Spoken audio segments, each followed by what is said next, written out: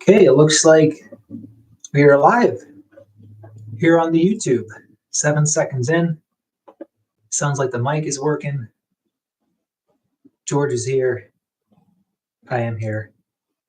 Hopefully the sound is working. Open up the chat. Looks like we got a couple folks in.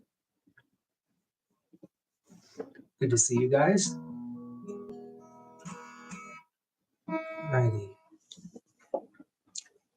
Just gonna make a quick post to my Instagram to let folks know I am very much live right now. Wait for a few folks to join. Beautiful night here in the Philadelphia suburbs, by the way, about 35 degrees, which is much warmer than it's been the past 2 months. It's not too fun living here in the Northeast this time of year. But days are getting longer. It's, 6 o'clock? I can still see some sunlight out the window. So yeah, the sun will be coming soon. I think that's the name of the Beatles song, right? So, this is my first live stream, so I'm sure I will be very elegant in handling everything. Won't expect any guitars to fall over. You guys might see a guitar fall over. Special treat for you guys. All right, got a bunch of folks coming in. Looks great. Hello. Good day from Australia. Wow. What time is it there? Love to see what time it is. 6 o'clock here, Eastern Standard Time. Right around sunset, dusk. It's beautiful outside. If I could turn my camera around, got a nice little blue, dusky sky outside. Best time of day. All righty. All right, some type of questions are starting to trickle in, and just to kind of, I know it's only been 2 minutes, but just to mention kind of why I'm doing this and give a general overview of who I am and why I'm here. I'm Mike. I've been on YouTube now since probably 2007, with maybe a break in between. I'm an old guy. I had one of the first Beatles cover channels on YouTube. MJ Soaks was the name of that channel. That was, I think 2008, 2007 was when I got started. And I had videos like how to play guitar like John Lennon, how to play guitar like George Harrison. And that did reasonably well. Took a break to get my career on track. I wish I'd kept the channel because it was doing pretty well, but I wanted to reset and rebuild later. And then during the pandemic, I decided, hell, why not? It's quiet. No one's leaving home. I had a good amount of savings. And I was inspired by guys like Abe House, the Beatles cover channel, who were the first guys I saw to get all the original gear, the drums, the bass, the guitars, and really go out doing the note-for-note stuff. So right around the pandy, in 2020, I started collecting again. This was actually my first kind of expensive guitar during that time. This is a Gibson G45, which is the most affordable Gibson I've ever seen. It's less than $1,000. This one was less than $1,000. I think you have to buy them new about $1,100. But this has a blem. Look at that. It's a little wonky. Just like me. It's got a little skunk stripe. And I love these things. Whenever an instrument has a ding or a unique personality. So I got this one. And that began spending way too much money on Beatles stuff. I ended up getting all the guitars you see behind me. And just to do a quick intro, and this will not be chronological because some of these have been purchased pretty recently. We got a Gibson SG. We got the Gibson J160E. There it is. Acoustic electric. We got the John Lennon inspired by Epiphone Casino. That's been McCartneyized. Paul McCartneyized. I'm making a new word. It's got the Bigsby. It's got Gibson tuners, which aren't spec for Beatles, but look pretty awesome. And sounds great. So it's more of a McCartney spec Casino than a John one, but it's got that beautiful sunburst finish. Got the Hofner Contemporary Series bass. It's a mid-range Hofner bass. I wish I could get one of the vintage series or the actual vintage Hofner. We'll talk about that later, but it plays reasonably well. Got my Sonic Blue Classic Player Strat right over here. By the way, I'm going to be here for about 2 hours. If anyone has questions about these guitars, any piece of gear, even wants to ask how much they were, Like, we're all friends. Happy to do it. And behind me is one of my pride. If I can get out of the way, which way do I go? I guess that works. Behind me, if I can get my chair out of the way, is my, there's no way you guys can see it, is my Rickenbacker 36012 C63.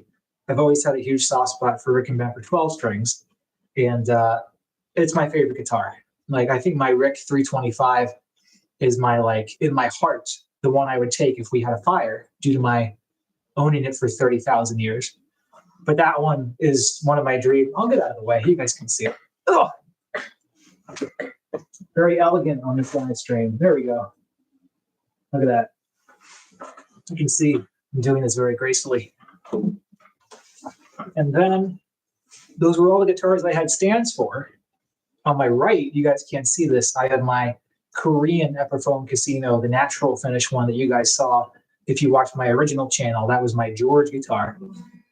And then on my right as well, got my Rickenbacker bass. It's a 2018 4003 in black. It's all McCartney bass sounds. Next to that, my Ibanez 12 string. I think that's how you pronounce it. I constantly mispronounce that name. And then that's it, except for a new one that I'll show you guys in just a second. So I'm happy to talk about my guitars. I am a reasonably decent Beatles musician, so if anyone wants me to show you a riff, I got a good memory for them. I might be able to show you a riff, playing style, give you some tips on playing like the Beatles. You can ask about the podcast, Gear There and Everywhere. We've been making shows for about a year now, getting more and more organized, and have a lot of interesting stuff ahead of us.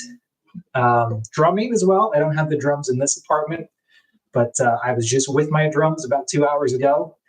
Those are a vintage 1969 Black Oyster Pearl super classic kit, 22-inch bass drum, exactly what Ringo used, just about 5 years younger.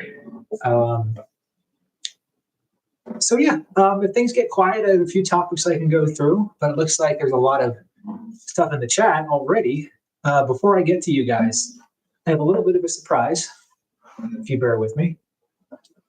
Oh. I swear I'm going to drop a guitar at some point. Adds character. So I do have a new guitar. This came in this week, and I'm glad I have a 4K camera for showing this baby off, because look at this. Look and behold what I got here. I got the George Harrison Rocky Stratocaster. I'm just going to hold it up and let you guys take it in on my beautiful 4K, far too expensive webcam. Look at that, baby. Look at those colors pop. Can you all hear me okay, by the way? If anyone can't hear me, let me know. Look at that. I got a good autofocus feature on this fancy camera. Yeah, look at that, guys. Look at that creepy ass drawing, I believe, of Eric Clapton. Says Rocky. And just to give some detail, we are on our podcast, spoilers, editing our Rocky deep dive. We're doing a epic, probably 2.5 hour episode on Rocky, George Harrison's guitar, from the Sonic Blue days right through Free as a Bird and the end of the Beatles. I couldn't help it. You know, I even said during the episode, I don't need one. I don't want one. Promptly bought one within about 5 days of saying that. So this is actually a cheapo guitar. It's a Squire. It's not one of the $2,000 reissues, let alone the $25,000 Rocky reissues. But whoever painted it, they nailed it. It is pretty much dead on. The only thing, and I think Dom Rossi would tell me this right away, this is where the Beatles OCD kicks in. None of you guys are going to really care about this, but listen up. The stripes on the actual Rocky, the green stripe is thicker and a bit lower on the body. The magenta on the outside, not as bright and blends in more with the red. And I think the biggest, I wouldn't say mistake, but the biggest inaccuracy, that bottom stripe here, oh, it's weird doing this in reverse.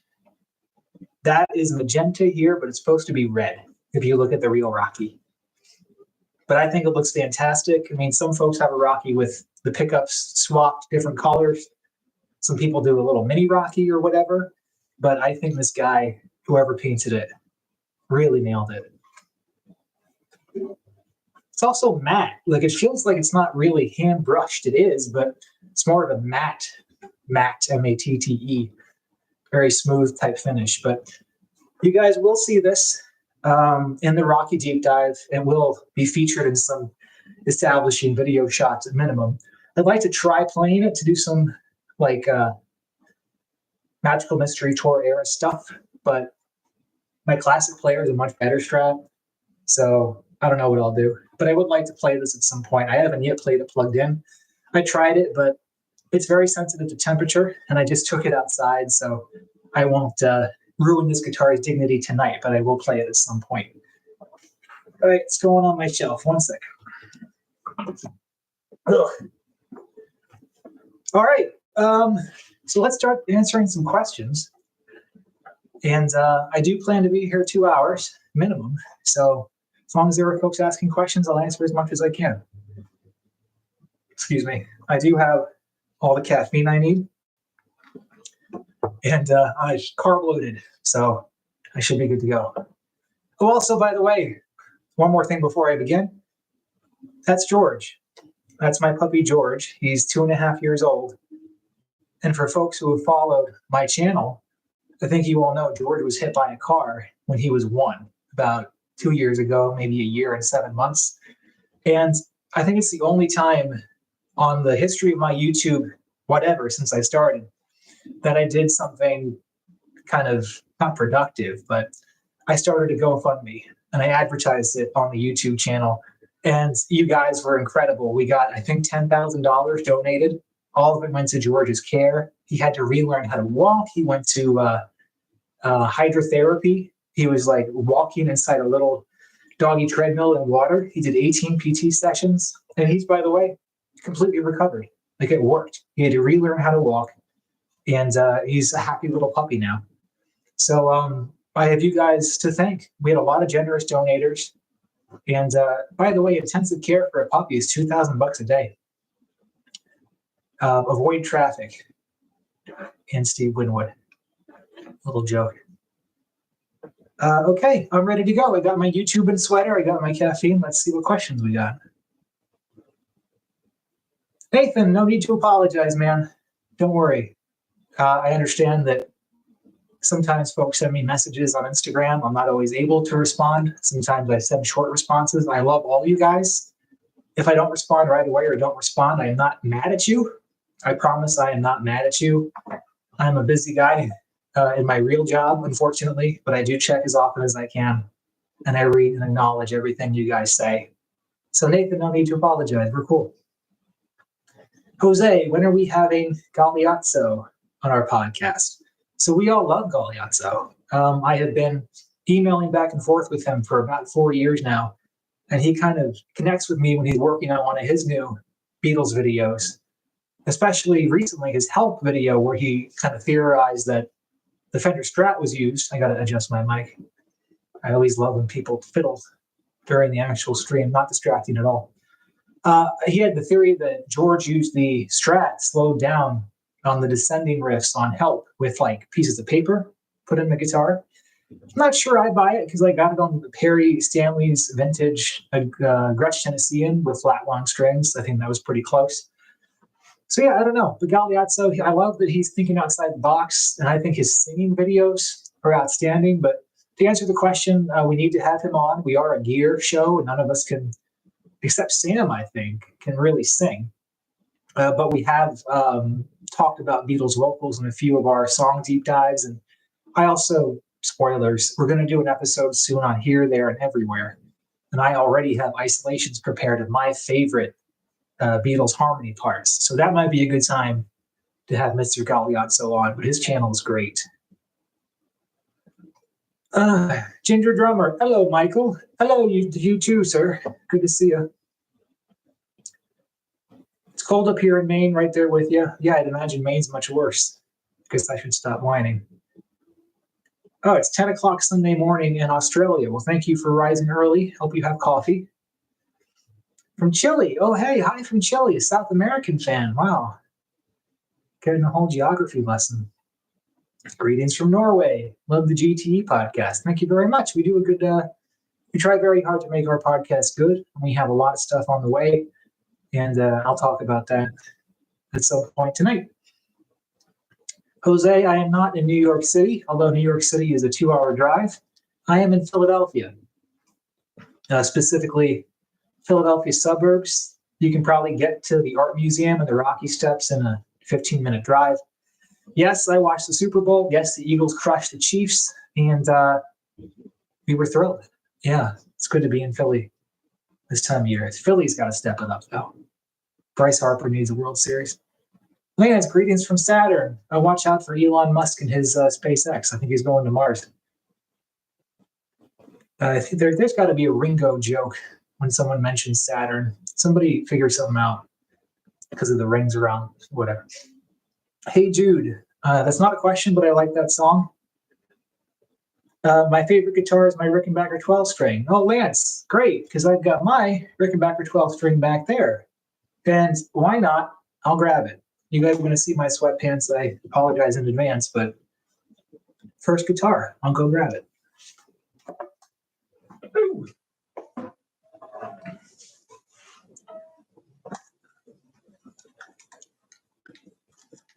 Very graceful, these YouTube live streams. So I don't have an interface, but I am able to play an electric guitar tonight. It's going to be kind of room noise. It's not going to be a direct mic, so it might not sound perfect. But I am happy to play some sounds. Electrified. Acoustics will sound better, so I'll transition to the acoustic at some point. Excuse me. Ooh.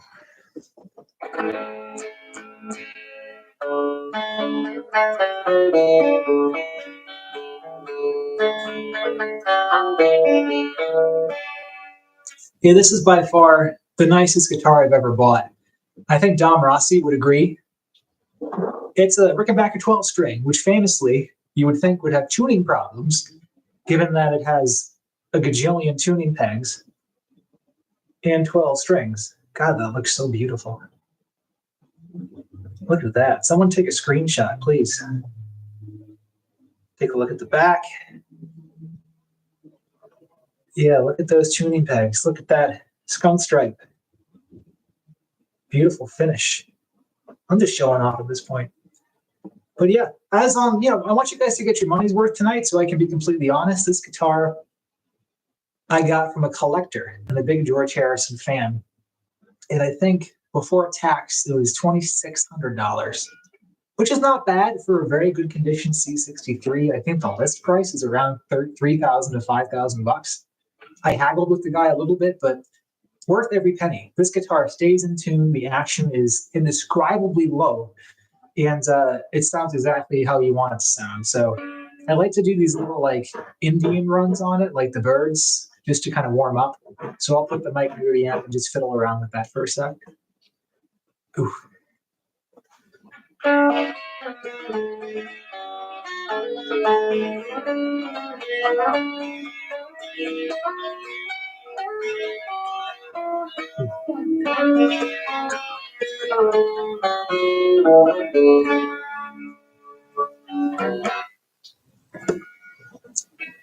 Not my finest, but you guys get the idea.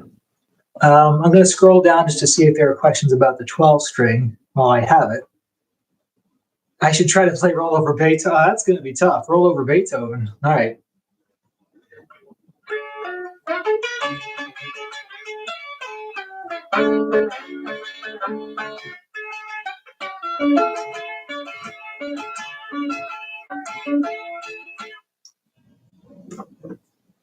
Interesting. Interesting idea. I'll leave it at that. Can I do Long Tall Sally on the rig? Oh, man, you guys are giving me the hardest solos on the neck to do. Let's see. That's going to be tough.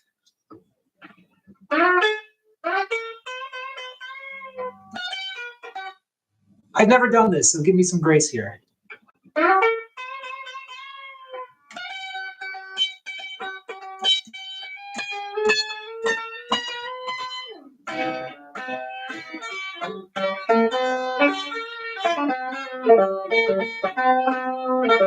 I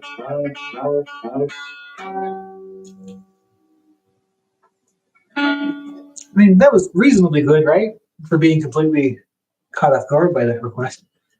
By the way, yeah, you can see, even, where was that? It's fret 17. It plays like a dream. It's incredible for a 12-string guitar with the thinnest neck you've ever seen to play that well, especially for a guy with big hands. David, great to hear from you too. Greetings from Chile, Ignacio. Nacho, for Better Call Saul fans. Hope you don't mind that I called you Nacho. Oh, Dom's here. Hey, Dom. Dom says it was the best play in Rick 12. Thank you. Yeah. It was awesome, Dom, to see your video playing it on stage. What strings do I have on the Rick 12? Oh, gosh. These are Pyramid, I believe 11 flat wounds. And I wouldn't replace them. I have actually never replaced them since I bought it, but I would never get different strings for this. It gets all the sounds you would ever want from it, and they play beautifully. It really is. You guys should try it. It is the most playable guitar that I have, which is shocking for a 12-string. All right, you're gonna see if there are a couple more 12-string questions. Can I play, please, Mr. That's a tongue twister. Can I play, please, Mr. Postman with the Rick 12? That's just a rhythm guitar part, but I can try. Maybe do some neck pickup, or I'll put the mic down.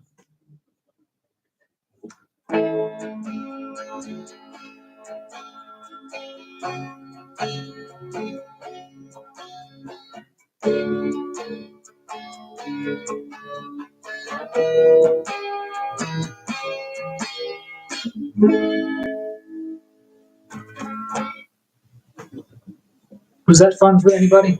Just a little rhythm guitar part. Okay, any other Rick 12 stuff while I have it in my hands?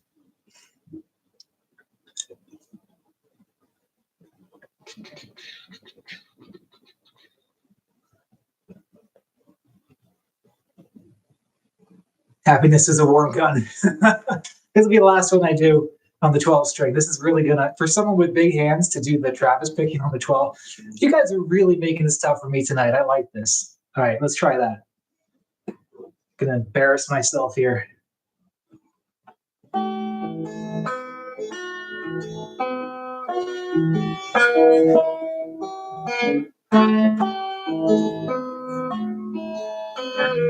Oh, you meant the solo? You want the solo for Happiness is a... You guys are so weird.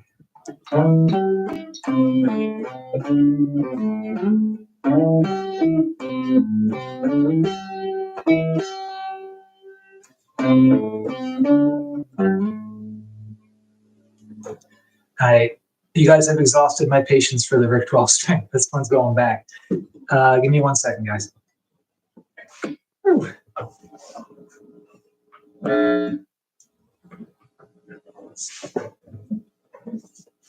Okay. Gonna break out the acoustic and scroll back up to the top. Again, first time doing this, you guys are gonna have to give me a little bit of grace, but I do want to answer at least one question from everybody. Hi, dude. Hi, Alex. Good to see you, dude.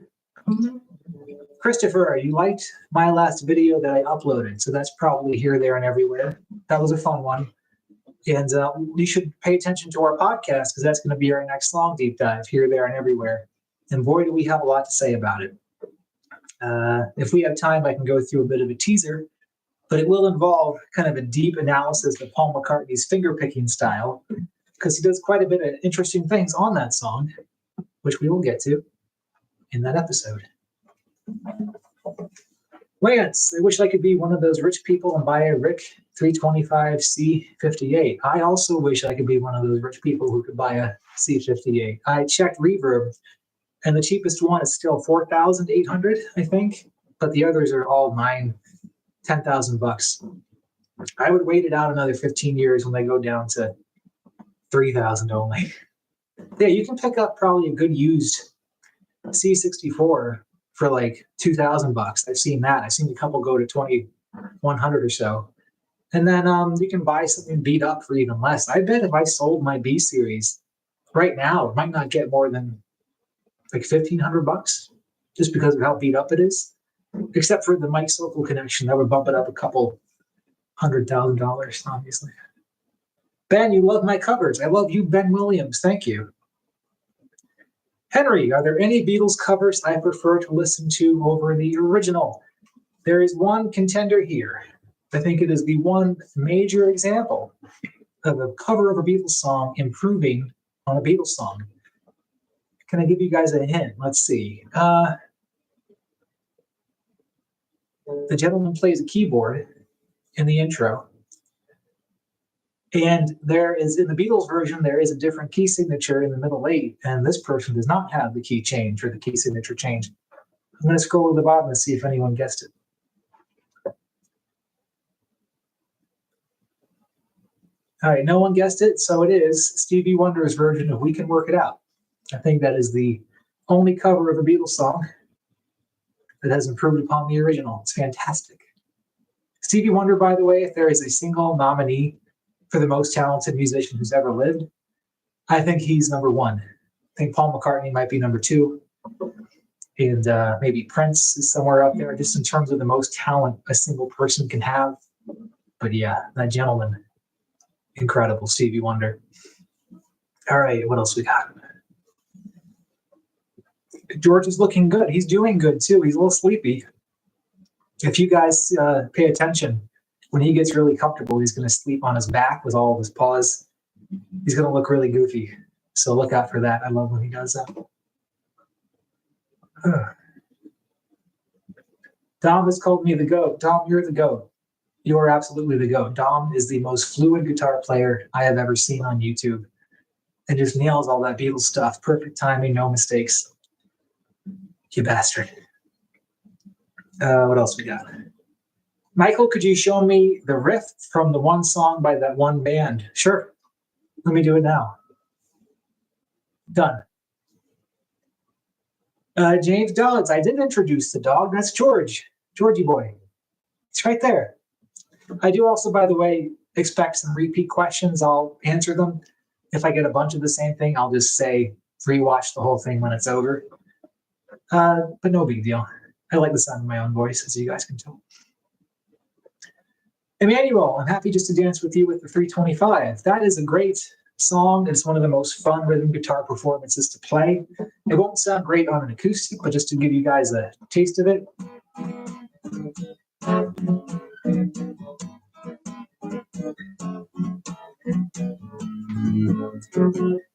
I'm not sure if you guys could hear that with the mic on my face, but one of the things, I did a recent cover with Sam Popkin, with him on the Gratch, me on the Rick.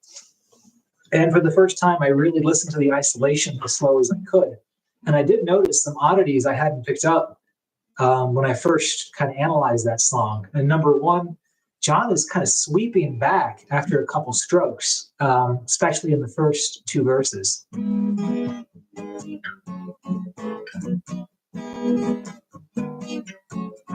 It's almost imperceptible, but if you watch A Hard Day's Night, you can see he is doing it, which adds a little flavor to whatever was in his mind. And then I don't know what that opening chord may be. I think the odds are it might be just a normal C sharp minor with the open E ringing out.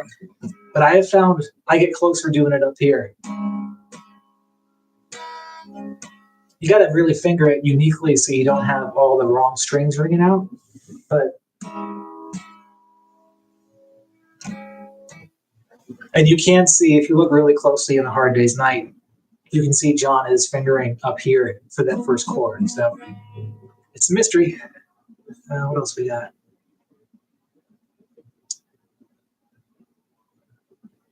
John, I have no idea why Please Please Me with the Beatles and Help sound like 432 hertz and not 440.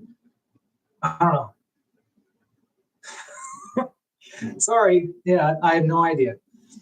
A couple comments about Rocky. Thank you very much. Beautiful guitar.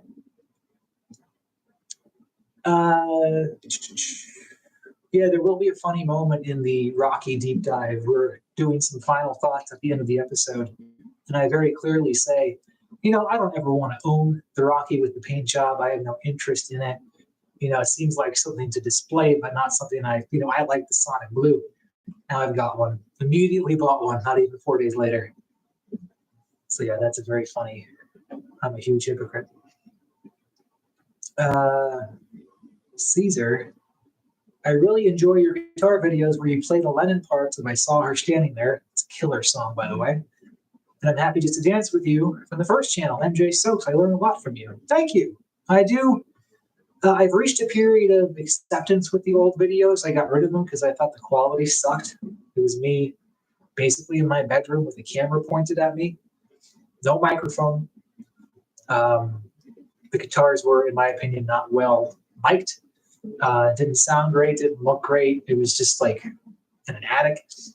What I always wanted to do is what I'm doing now, which is to have kind of professional quality, decently lit videos that sound good, look good, good plugins. But I realize now that people grow up with what they grow up with. And because I was just lucky to join YouTube early, that was a lot of what people saw for the first time. And it is very funny because I thought I deleted the channel, but I still see my videos everywhere when I look up MJ Soaks. So whoever's doing that, keep it up. It is good to see them. It sounds like my mic isn't plugged in. I don't sound loud and clear to you guys. Let me see. See if I can fix that.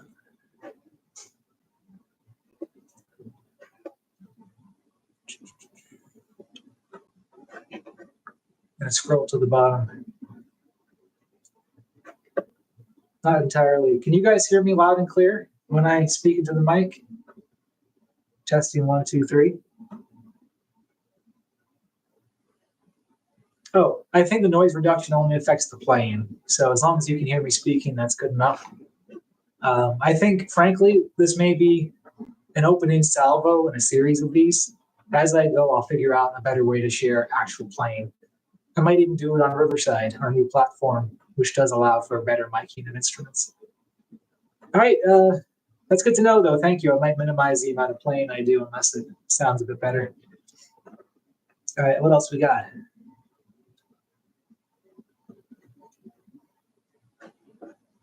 Let me see. There might be a way to toggle the audio.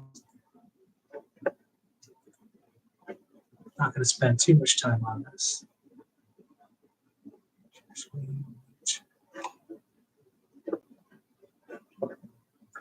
I know this is a scintillating viewing to you guys. But you know what? As long as you can hear my voice, it's good enough for me. Hi, Mix, M-I-X-K. That's an interesting spelling for my name, but I'll take it. Grandpa Graybeard, what timing? Took wife to hospital and sitting in a waiting room and forgot earbuds. We'll have to check out the rerun. Thanks for all your hard work. I am somewhere around your 1,200th follower. Thank you, Grandpa Graybeard. I appreciate the follow and the support. And I hope to, by the way, put out more videos. I know that I've been irregular the last 2 years. I started this during COVID when everybody was staying at home and was able to just like launch into doing videos regularly. I think when I did the Help album, it was literally one a week for about a month, or 2 months, or even 3. Went right into Beatles for Sale, did Rubber Soul, and then just stopped because my job got crazy. And since then, I've done a video every 6 months, 8 months, which is not ideal. But you guys have still been around, and I have my Instagram page, and folks are really receptive and shooting me comments. So just know that I am always working on something. I still intend to finish Hey Bulldog. I just have to learn that damn bass part. And Paul McCartney knew what he was doing. And Paul from our podcast is collaborating with me on Paperback Writer. So that's the song I'm currently studying, Paperback Writer. I will use my Casino for Paul's part. I will use my Rickenbacker bass for the bass overdub. Paul's going to use his actual Gretsch 6120 for the rhythm guitar with his little tremolo selected. And I'll hit that rock and drum part on my Ludwigs. So that should be exciting. But yeah, I do hope to upload more frequently. But, you know, by the way, I didn't mention one of the reasons I'm doing this is we hit 20,000 subscribers just yesterday. I got lucky because I scheduled this weeks ago, hoping that I'd hit 20K by this. And I got to it just yesterday. So the timing worked out well. So that's nice. What is your favorite and least favorite guitar in your collection? That is a great question. My favorite is the Rickenbacker 320B. I don't have it here now. Sam Popkin is borrowing it. Subscribe to Sam if you don't. I'm sure you guys do, because he is releasing a new Rickenbacker cover every 5 minutes, it seems, and they're all fantastic. That's a guitar that was $545 at the Valley Forge Guitar Show back in 1997. I think I was 10 years old. My father got it for me. And if you ever see it in person, it is the most beat up looking guitar you may have ever seen. It's got dust, it's got grime, the frets are nasty. It's got the same set of flat wounds I put on it 20 years ago. So I love it. Yeah, as I said earlier, if I had fire here and had to take one guitar, that would be it. Least favorite guitar in my collection. I don't think I have least favorite. I like all of them. I'm at a point where I wouldn't keep it if I didn't like it. If I had to pick one, and this is no slam on the Contemporary series, but I would slam the Hofner. And the reason is, never visit Perry Stanley, because Perry Stanley has vintage gear for every single one of these Beatles guitars and every other Beatles piece of equipment. It's got the drums, it's got the keyboards, it's got the pianette, it's got everything. And when I visited Perry, I think the second time, he brought out his 62 vintage reissue. I think it's V62 Hofner bass. And it ruined me, because now I know what a Hofner is supposed to feel like. With the Contemporary series, you can get the proper thump. But A, you need the Labella deep top and flat wounds. But B, at least on my end, I had to bump the action really high up to get that Hofner thump. It gets a good bass sound, but when I played Perry's, I discovered that he gets the thump without raising the action. So he's got that Hofner thump without that really kind of tough to play action. And I intend to go see him again and play the actual vintage 63 he's got. But yeah, I think the Contemporary is my least favorite just because I know that it's kind of a knockoff. The rest of the stuff I have is pretty much accurate to the Beatles, or at least in proximity to it. How much was your J160? $2,500. There was a Sam Ash in Los Angeles that put it up on Reverb, $2,800. And this is my piece of advice for all you folks who want Beatles gear: haggle, make an offer, lowball it. Worst case, they reject it, come back with a higher one. If you go too high for your own satisfaction, just stop. But I have paid less on every single guitar here than you might think. But yeah, the J160 was $2,500. There it is right there. And it is a beautiful playing and sounding guitar. I'll grab it. Why the hell not? I'll be right back. Over.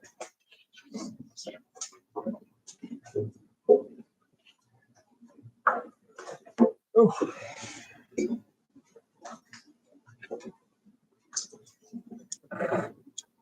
So I understand there's some noise suppression on the guitar. It might be a little bit better with an acoustic. So I'm going to put the mic down and just hit a couple chords, okay? We'll try that. I'm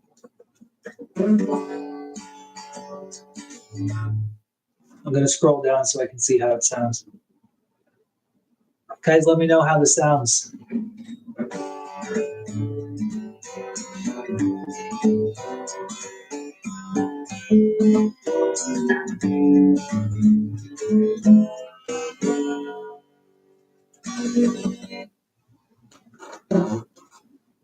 It's muggy. Yeah, I think there's some noise suppression. I'll figure that out next time. I don't want to stop talking for 10 minutes and turn it off.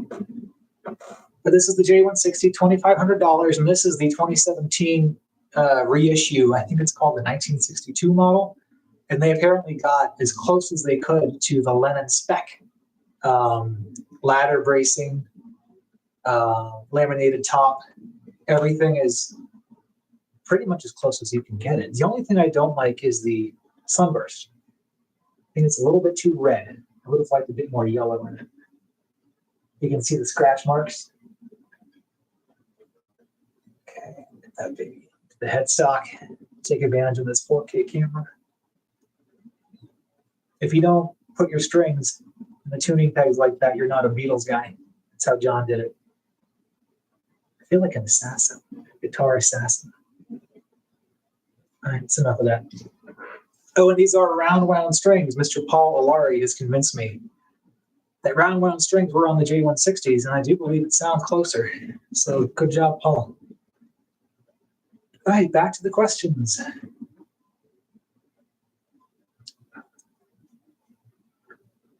Where are we? Have I ever been outside the Dakota? I have. I have been outside John Lennon's apartment, the Dakota, in New York several times.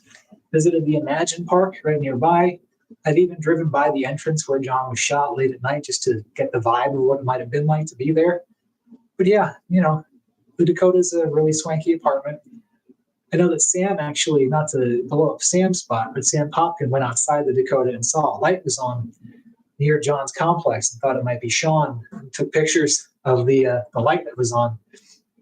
But yeah, that's where all the guitars are, I think. That's where John's guitars are in a closet somewhere. But yeah, New York City. Good place to go. Yeah, I'm sorry that the 320 is not here. I'll steal that back from Sam when he's not looking. Is Paul my string dealer? Paul is not my string dealer, but Paul's advice means the most to me when it comes to strings. We will talk about this in the Rocky deep dive, but I've been pretty much convinced that the Drive My Car guitar riff that I always thought was flat wounds is round wounds. He did a demo that convinced me. And I do think there are flat wounds on the Word because the Word is very dry and plunky. But Paul has convinced me that round wounds are used more often than you might think. I don't know what else we got.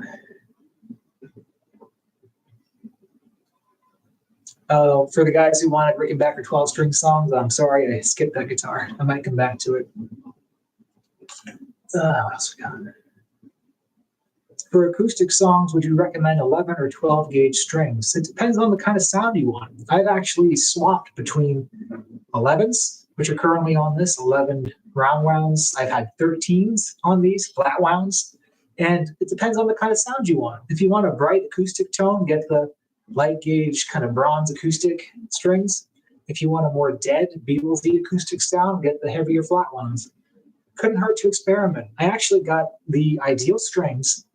I don't remember what they were, but I got the ideal strings for this guy from Joe Kane of the Poppermost. He said, we were interviewing him on the podcast. He has the same guitar I do, and he played it up to the mic. And I was immediately like, holy shit, you got that sound, man. And he sent me a link, but I think I have him right in front of me. Give me a second. Oh. Yeah. Ernie Ball Power Slinky 11s, pure nickel wrap guitar string. If you have a J160, try these guys. Autofocus. Focus on me. Focus on the strings. Pretty good, right? Strings. Me. Strings. But yeah, I'll be happy to put that on my Instagram so you guys can get the link. But yeah, if you have a J160 or want that sound, I recommend those strings. When does the Sonic Blues Strat GTE episode come out? Whenever I finish editing it. I am editing that one. We do rotate edits on that show. I am crazy about editing. I put way too much effort into it. In fact, I have finished the intro, and the intro itself took about 2 days because I care so much about it. But yeah, I would guess about 2 months. And that's a long estimate. It should be much less, but I don't think you'll have to wait more than 2 months. By the way, fantastic episode. We filmed it in 2 parts, and you will also see our new software kick in with the 4K cameras halfway through that episode. But Sam Popkin does a brilliant history of the Stratocaster, going back to the very beginning. We talk about every Beatles song that used Rocky. We do post-Beatles. We got videos. We got clips. I think that will be our best episode. And we've got a lot of good episodes.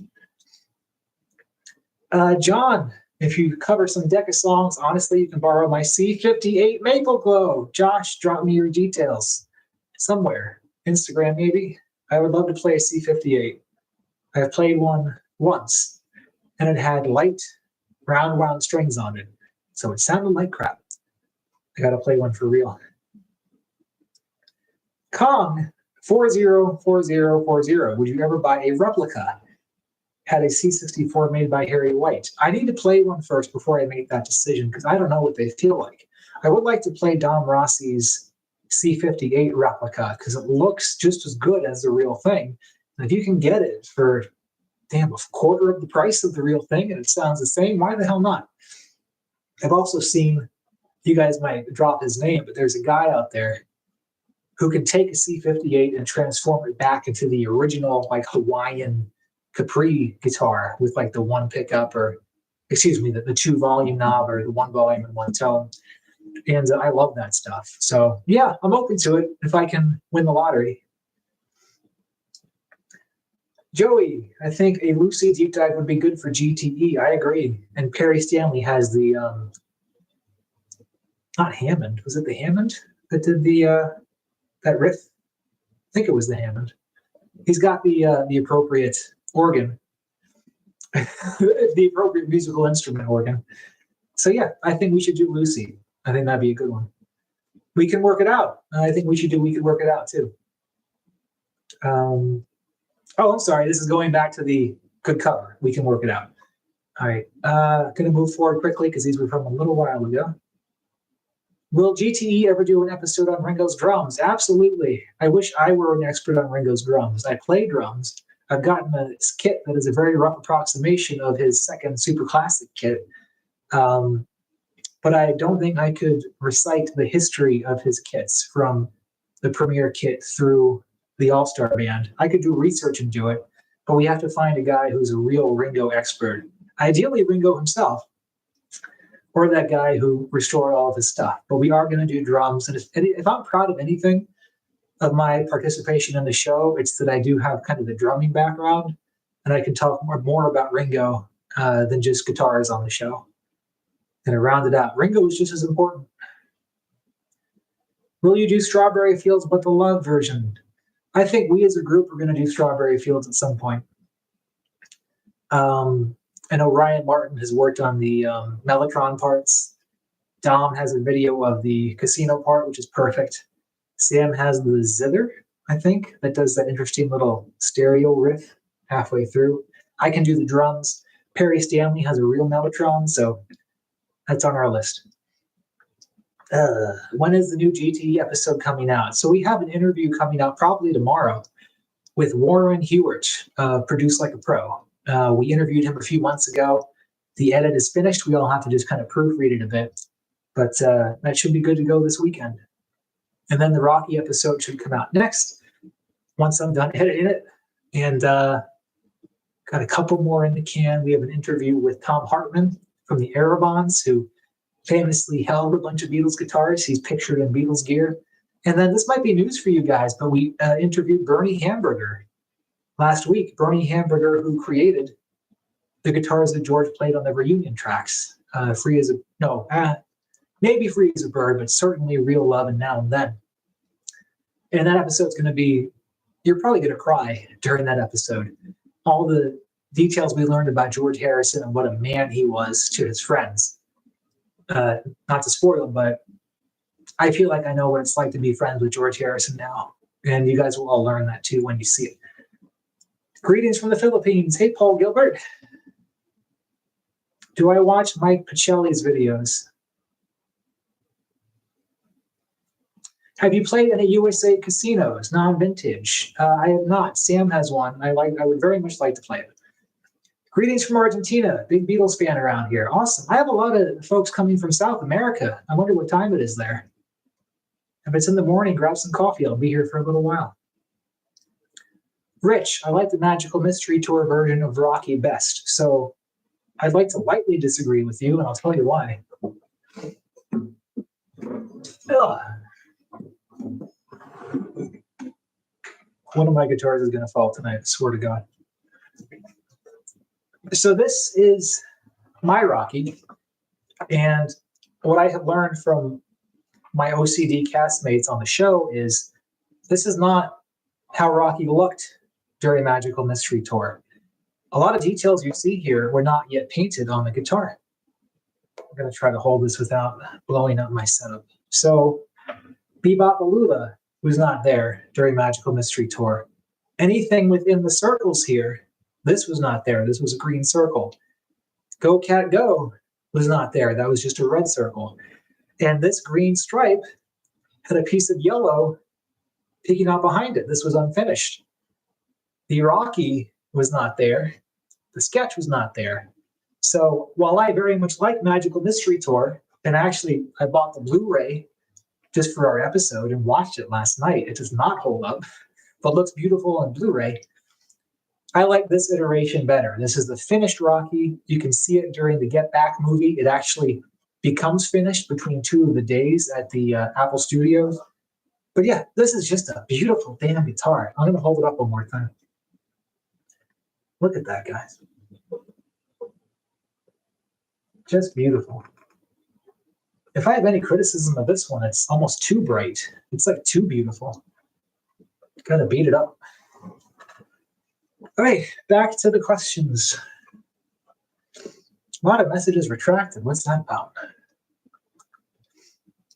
Have I thought about getting the new Famous Hootenanny? I have.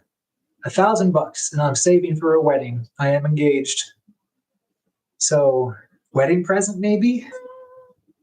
Maybe, if I put a PayPal link up.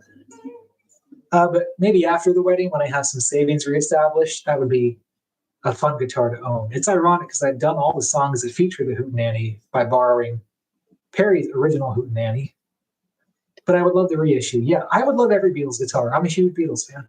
It'll never stop. It's an addiction. What else we got?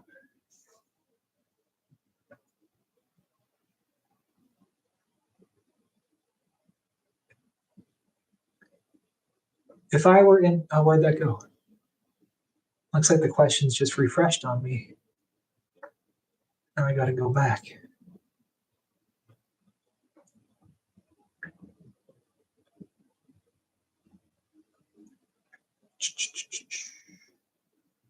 What microphone would I use if I wanted to add vocals? This one. I'm sorry, I don't know the exact one. It's the Shure. Is it SM58? The one that podcasters use? I've done a little bit of not singing, but I've done vocal stuff during the podcast. And your voice just sounds terrific. And I've seen some YouTube videos where folks do use these for singing. And yeah, this is a fantastic mic. I don't actually sound this good in real life. SM, someone in the comments will drop what this is. SM something.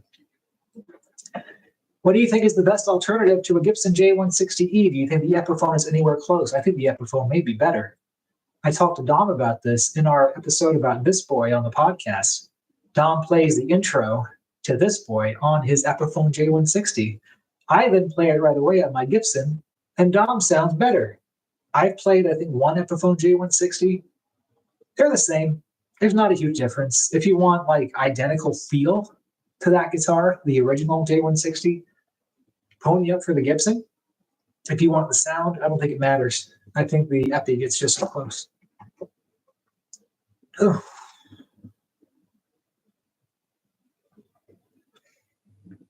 And that the next question, what's the best alternative to a Gibson J160, is the Epiphone J160.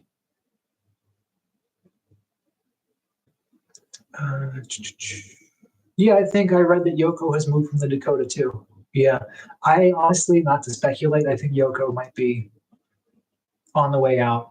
She's in her 90s. She hasn't made a public appearance in a while.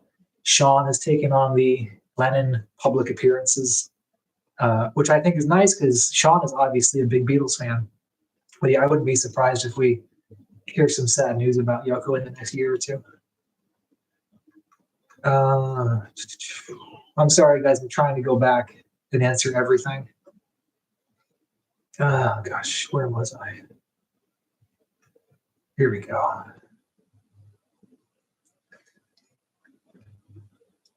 What do I think of the To a T Learn the Beatles? Those were the originals. I have an immense amount of respect for Rob Taylor for being the first guy, in my opinion, to really nail the Beatles sounds and put out instructional videos. I was actually just watching one on the treadmill today.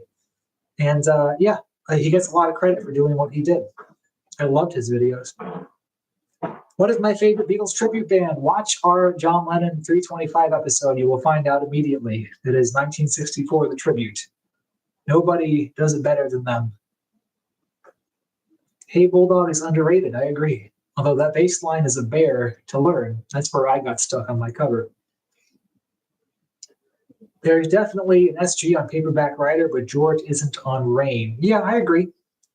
I think George is using the SG on Paperback Writer just to play that riff on the trailing end of a verse, because I think Paul did not play it, or at least not play it loudly.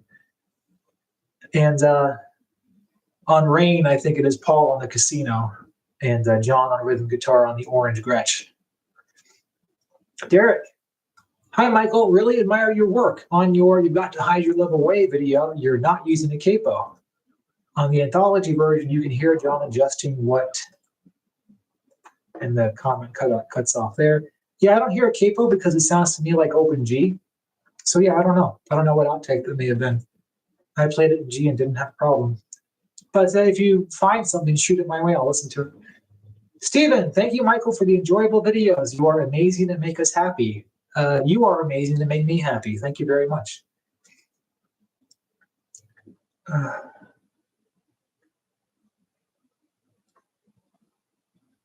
Nathan, I have a casino and played Walrus, and I feel George used a casino on Walrus. I think it was the Strat.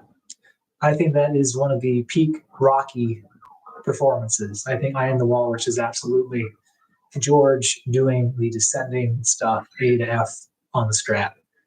This is one of the things we talk about in the Rocky episode. There are no pictures in 1966, except I think Paperback Writer. So all of that period, 66, and the post-Pepper era is a lot of guesswork and speculation. So I also think it's the Rocky on rhythm guitar on Magical Mystery Tour, but Sam thinks it's the Casino. It's all guesswork. We're just going to have to use our ears and make arguments.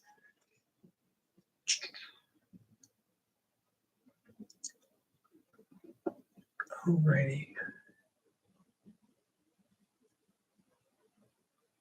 Hi, Michael. I was wondering how you EQ'd the early George Harrison jet sound after you got a good mic signal into your DAW. Thanks for your great work. So I do a lot of EQ, and that's a great question.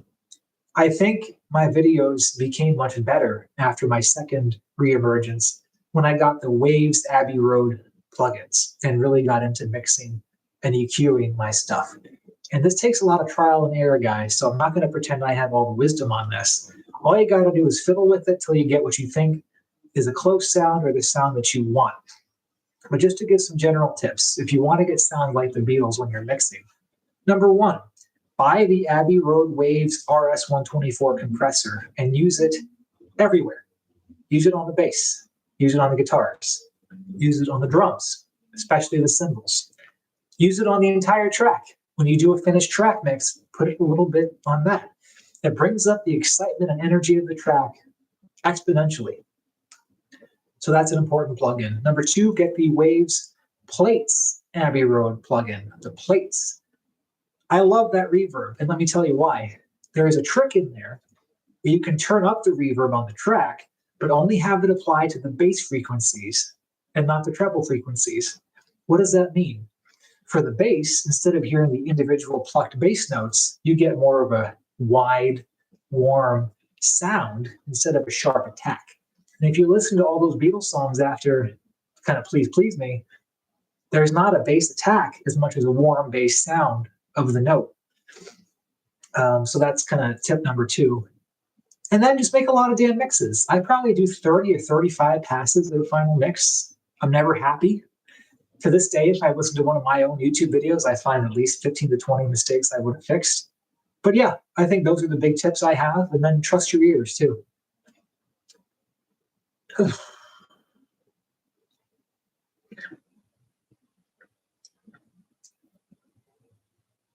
Luke Dude 9. Hey Michael, how's it going? Saw that you sold your telly a while back. Are you planning on getting a Rosewood telly? The Rosewood telly is next on my list of big Beatles guitars to own. There are two problems with that. Number one, I'm saving for a wedding, and my fiance would kill me if I got an expensive Beatles guitar. And for the record, this was $500, and we split it. Because, by the way, it's my birthday yesterday. You guys can guess in the comments how old I am, and I can see how much I'll decide to like or hate each of you based on your guess. The younger, the better. But yeah, I've never seen a affordable Rosewood telly reissue.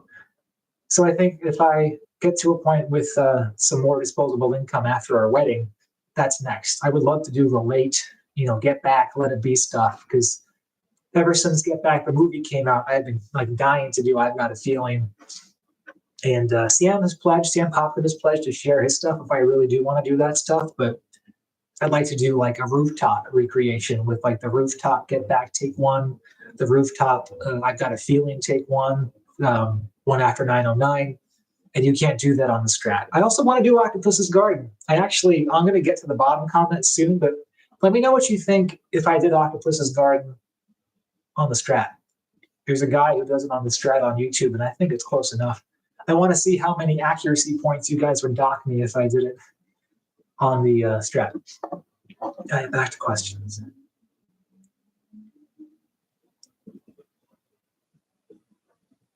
And the questions keep bumping up and down, and I lose my spot.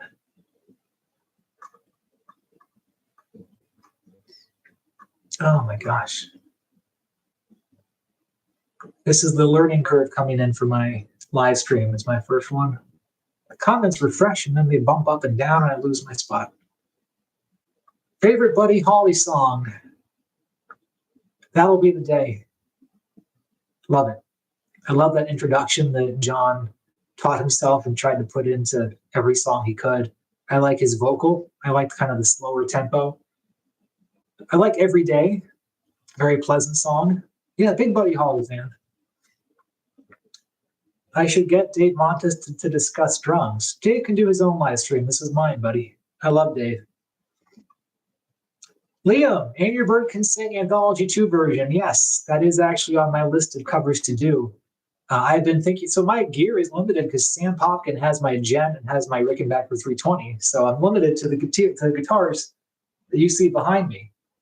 And I would like to do later stuff. I think I'm taking a break from the 1963 to 1965 stuff. I've done a lot of it, but I love that cover because it's got the Rick 12, which I have. The rhythm guitar, I don't know, probably either the Gretsch or the Casino. And it's got one of the best Rickenbacker bass lines ever.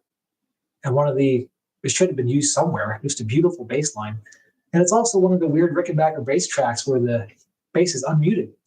You can hear the strings ring out in a way that a lot of Rick bass stuff doesn't. So yes, Liam, that is on my list.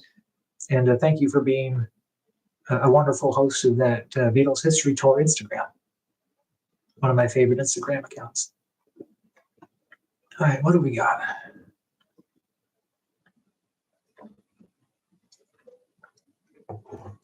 Do I reckon Paul used tape wounds on his Rickenbacker bass on Abbey Road through I Me Mine? I think Paul used round wound strings on the Rickenbacker bass. At least, in that era, in the Abbey Road era, not before that. It was flats until Abbey Road. And the reason I say that is, and I wish I could do a bass demo tonight, I'll do that one day. When you have round wound strings on a Rickenbacker bass, it sounds very much like a jazz bass plucked, which is just very aggressively picked and very kind of thumpy and bright. And I hear that on the end of the end. I hear it on I Me Mine. I don't know if that's tape wound, but I do know it's not flat wound.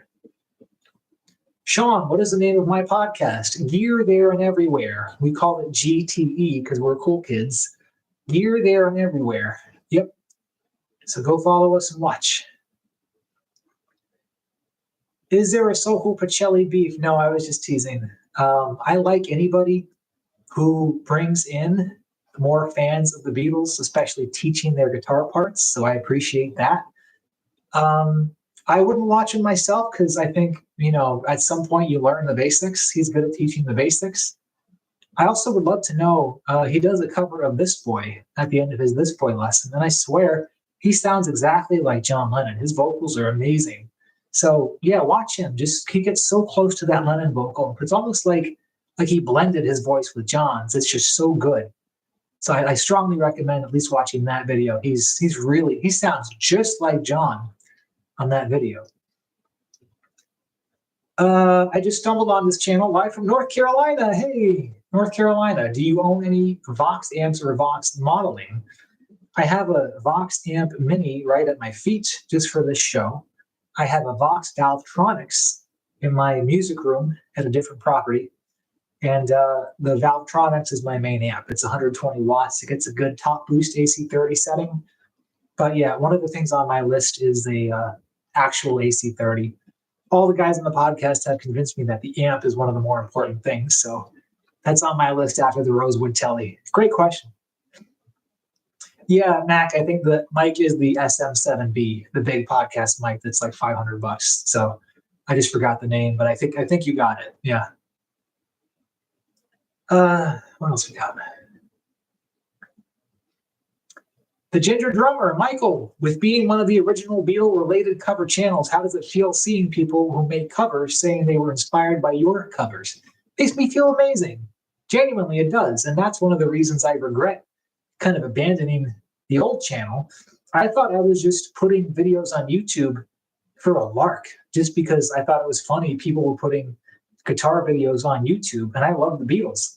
I never knew or appreciated that there were a lot of people younger than me, and that was one of their primary sources of learning music. If I had known that I was helping that many people, I never would have gotten rid of them. I really had no idea. So people do kind of mention, like, you really helped me learn guitar, you got me into guitar, and honestly, there's nothing better. There really isn't. It's also been really neat. This is going to sound braggy. I promise it's not braggy. It's a fluke. I've been lucky to have 3 people now in the wild recognize me from YouTube, which is crazy. One guy at a Best Buy heard my voice and said, "You do YouTube videos, right?" Just from my stupid voice. And then I was at a Valentine's Day dinner with Ari, my fiance, and Emmett, I hope he's here, came up to our table. He worked at the restaurant and said, "You do a Beatles podcast, don't you?" And not 2 weeks later, I sold the Bigsby on Reverb, and the guy who came to get it from New York watches our podcast. So whenever anyone in the real world says, like, you've done something that means something to me, that's why I've continued to do this. It's not for me. I'm lazy. I like playing these guitars. I listen to the Beatles. But one of the things that keeps me going is kind of the response to it and the folks who really do look forward to my stuff. Great question. Hi, Mike. It's Dan D of Dan and Your Cousin Sue. I am here with your Uncle Fred and Aunt Paula. Hey, I've got family on this live stream. I hope I haven't cursed too much. By the way, I need your guys' addresses for save the date cards. I should have asked you before seeing you on this live stream. Thank you for joining. I'm sorry this comment was left a little while ago. Hope you guys haven't left yet. I'll see you in October. We'll just put it that way. How often do you decide which song to cover? Or how do you decide which song? Very simple answer, whichever one I like at that moment. I had a period a year ago where I was really into the song Rain, and I decided I'm just going to analyze this song. So I found the isolated tracks, slowed them down, studied them while I was walking George, and covered that.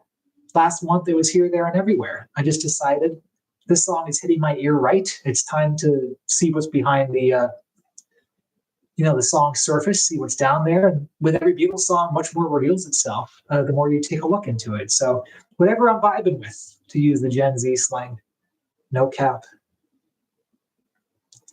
What capo do I recommend? A long, shiny one. I just use this guy. That little simple capo. Autofocus, save me. Come on, there we go. Capo, me. Capo, me. Yeah, this guy's perfect. I don't see any reason not to use this one. Oh, what do we got? How many takes does it usually take to finish a song? And how long do you practice for? Oh, good God, way too many takes. Yeah, this is Behind the Music with Mike Sokol. How many takes does it take? Way too many. And it varies by instrument. I'll start with the least embarrassing part of the answer, which is the bass. I've reconciled myself that I am a natural bass player, and bass is my best, most intuitive instrument. So if I am doing the Beatles cover and doing the bass, that takes the least amount of time. I'll need 10 takes, and one of them is the master. I do what everyone does and take the best parts of each take and slam them together in the final mix, but I have to do it the least with the bass. Next is the drums, and the drums really depend on the song. I'm a competent drummer. There's not a lot Ringo did that I can't do, or at least replicate reasonably. The biggest I can't get well is the bass drum. I don't have a ton of bass drum control because my feet are size 25,000. I wish I had the control on the doubles that Ringo did. I don't. So there are times I have to really edit my drumming to take out the sweetest parts. But on songs like easy ones like Drive My Car, Anytime at All, even Hey Bulldog, where it's just a simple bass drum pattern, I can do that reasonably well. I have noticed that with drumming, when I'm 15, 20 takes in, I stop thinking about what fills to play note for note and I've eventually gotten the muscle memory that I can just kind of groove along. And those are my best takes when I feel the music and not so much think about the music. Guitars were different depending on the difficulty of the song. I guess, like, just to name an example, when I did I'm Happy Just to Dance With You on Sam's channel recently, I think I did 7 takes just because I played that song so much. And I edit, like we all edit. I know in my best take of the Happy to Dance song, I took the intro from one take, the first and second verse from another take, and the outro was, I think, a third take. So no one's perfect. You know, we live in an era where we can edit, and I see nothing wrong with that. Oh my God. Oh, so Derek, there is a moment, this is going back to You've Got to Hide Your Love Away and the use of a capo. John does say, I'm going to raise this so it's nearer to the bass strings from the top strings. He's talking about the mic. What John's talking about is moving the mic from the bass strings to the top strings to get a more trebly sound. He's not moving the capo, he's moving the mic. I am 99% sure of that. So hopefully that answered the question. Would you ever make a remake or reworked version of your classic, How to Play Guitar Like John Lennon? Yes, I would love to do that. And what I'm waiting for is when me and my fiance buy a house. We buy a house, I create a proper studio, I can do some real proper lessons, which I would love to do. Lessons on guitar, lessons on bass, do a full how to play here, there, and everywhere on every instrument, culminating in a final cover. I would love to do that. And that is something I would like to do in the near future, but I am not yet able to buy a house. Oh, gosh. Oh, the age guesses. Wow. The guesses have been 35, 31, 30-something, and 2 years old. Looks like Zappa's mustache. Nailed it. I had turned 38 yesterday. Thank you, Zappa's mustache. Good guess. Gosh. What do I think about the fretless guitar on the White Album? I 100% think there was a fretless guitar on the White Album. I think the most obvious examples are everybody's got something to hide except me and my monkey. I'll have to make a list, but yeah, I do absolutely. Maybe Happiness is a Warm Gun has got it too. We'll do a compilation. We'll do a deep dive on the episode on our podcast. But yes, I do absolutely hear a fretless guitar on the White Album. Brazil, welcome from Brazil. Alan, thank you.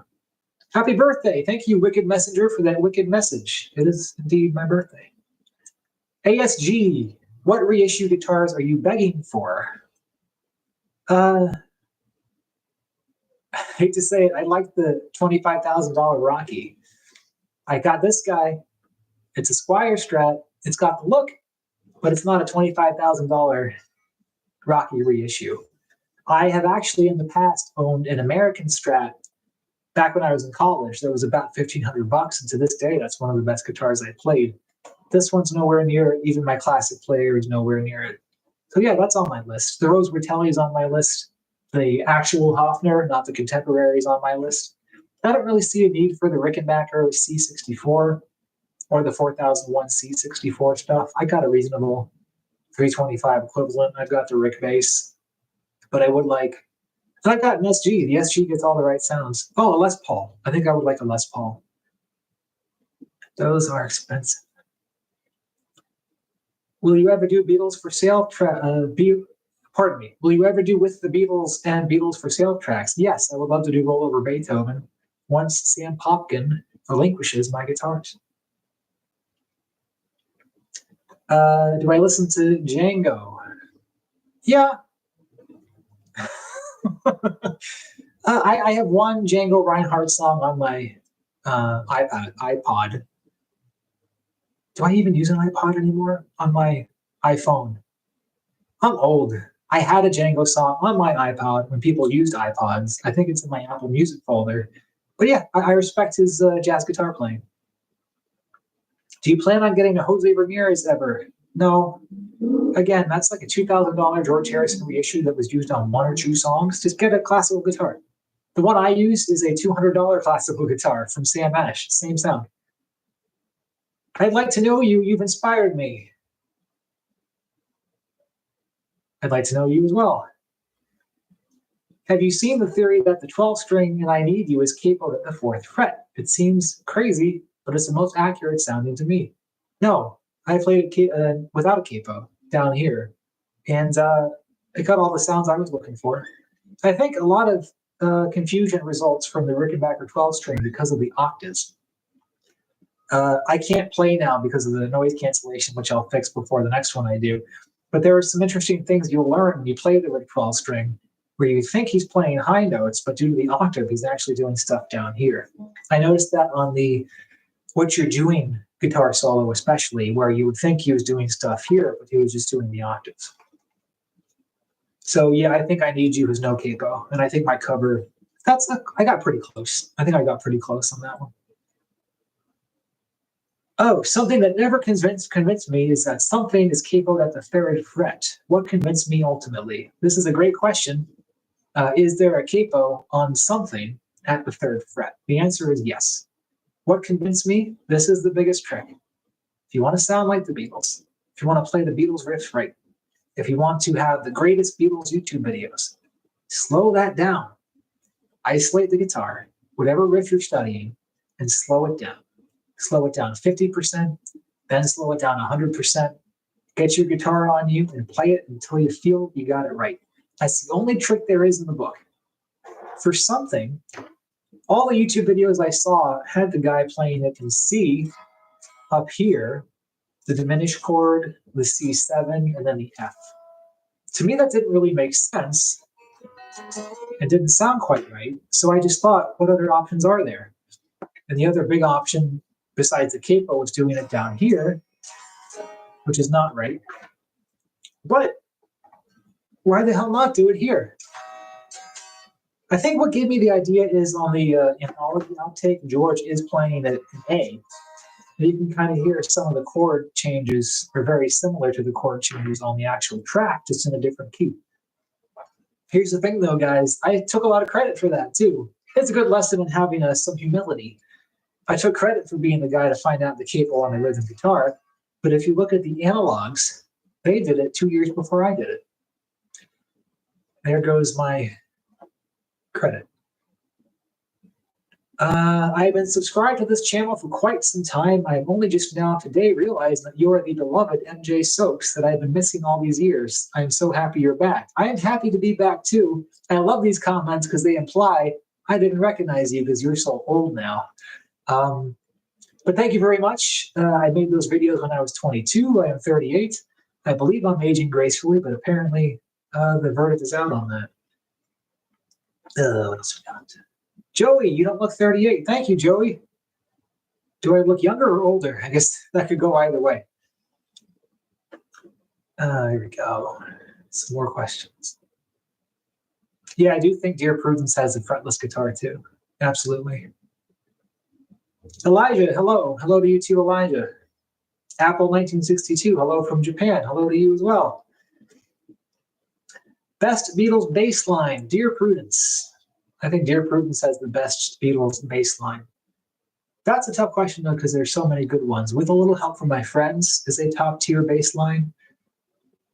Something, obviously, classic bass line. Paul's very busy, runs up the neck. I think George hated Paul stealing the spotlight from him, but that's an epic bass line. I do think the Anthology 2 outtake of And Your Bird Can Sing that Liam mentioned has an incredible bass line. All the Rickenbacker bass lines are pretty damn good. I have a lot of affection for the Revolver mix of And Your Bird Can Sing. There's a lot of stuff Paul is doing there that is just unbelievable. If I ever have Paul McCartney on a podcast, by the way, I get to ask him one question. Well, that question would be is, do you map out and study your bass lines or do you improvise? Because either answer is brilliant. if you listen to him, each verse is different. He's not doing the same runs every verse. He's not doing the same syncopations every verse. He'll surprise you every damn verse for a 4-minute song. Watch my, oh, look, George is doing the thing I talked about. Remember when I said he might go on his back when he's comfortable? There you go. Nice little treat for the folks who stayed an hour, 20 minutes in. But yeah, I don't know how Paul does that. If it's intuitive, he's a genius. If he just knows inherently, I'm going to switch this riff up in the second verse and switch it up again in the third verse, he's a genius. But if he maps it out and decides, like, in the first verse, I'm going to do it like this. In the second verse, if he thinks about it, he's still a genius, but he's a prepared genius. I would just love to know, because no one ever really asked that question. Do you feel more pressure and prone to mistakes when recording in front of the camera? Yes. There is, I think, a phenomenon called the red light anxiety, where you can be perfectly relaxed, not recording, just casually doing stuff in private. But as soon as a camera's on you or a mic, you lock up. I'm going to date myself, but there's a great episode of the show News Radio that aired in the late 90s, where one of the characters, Stephen Root, has this huge personality, really goofy, really funny, but then a local news crew comes to interview him and he freezes. Personality just completely leaves. So there is something to be said for camera anxiety. I do feel like, at least for music, what helps me is takes. If you do 3 takes, you're going to be nervous because you just started. But if you do 30 takes, eventually you get comfortable, just naturally. That's what I mentioned about the drums earlier, is it takes me a bit of time to find the groove, because most of the time I'm thinking about which, hand Ringo used on that particular fill. But when you do it 30 times over an hour, you stop thinking, you just do it. And once you can do it rhythmically in a sense of feel and not a sense of thought, you stop feeling nervous. Also, like, you can delete your own bad takes. Like, no one has to hear your limitations. What you put out is what you decide to put out. So yes, I get nervous, but I hide it very well. Hello from Japan. Hello, Apple. How to emulate a RIC 325 when you don't have one. Just play damn hard. If you wanted to emulate John Lennon's rhythm guitar style, have no respect for your guitar. I'll get the J160 because that might be louder, but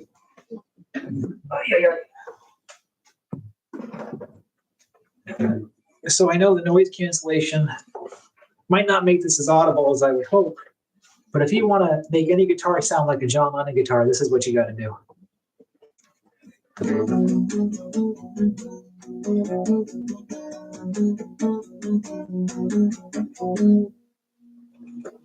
This is a $2,500 guitar. I think I just scratched it up a bunch. You don't have to care about that. If you want to sound like a Beatle, don't just daintily play these guitars like you apologize for playing for it. Smack them. Doesn't matter. They're guitars. They're meant to be played. I scared George with my volume. But yeah, I think that's the real lesson for how to get a 325 sound. Play it like John. Have no respect for your guitar. Play it like you're a rock and roller and not, anxious collector of vintage gear. That honestly is one of the only things that bugs me watching some other Beatles covers. And I know a lot of guys have caught on since then, so this is a subset of Beatles folks. They'll get these beautiful John Lennon guitars. They had the C58. They had the C64. Sometimes they had multiples. And then they sit there and they're like, not even really playing them. They're just kind of like, it's like very apologetically playing them. It's like John Lennon wouldn't apologize for a damn thing. He had 2 of these things. Strip the paint, carve stuff into it, scratch marks, dents. These are tools. So if you want any guitar to sound like a Beatles guitar, play it with confidence. That's really all you need. All right, I'm going to hydrate a little bit. What else we got?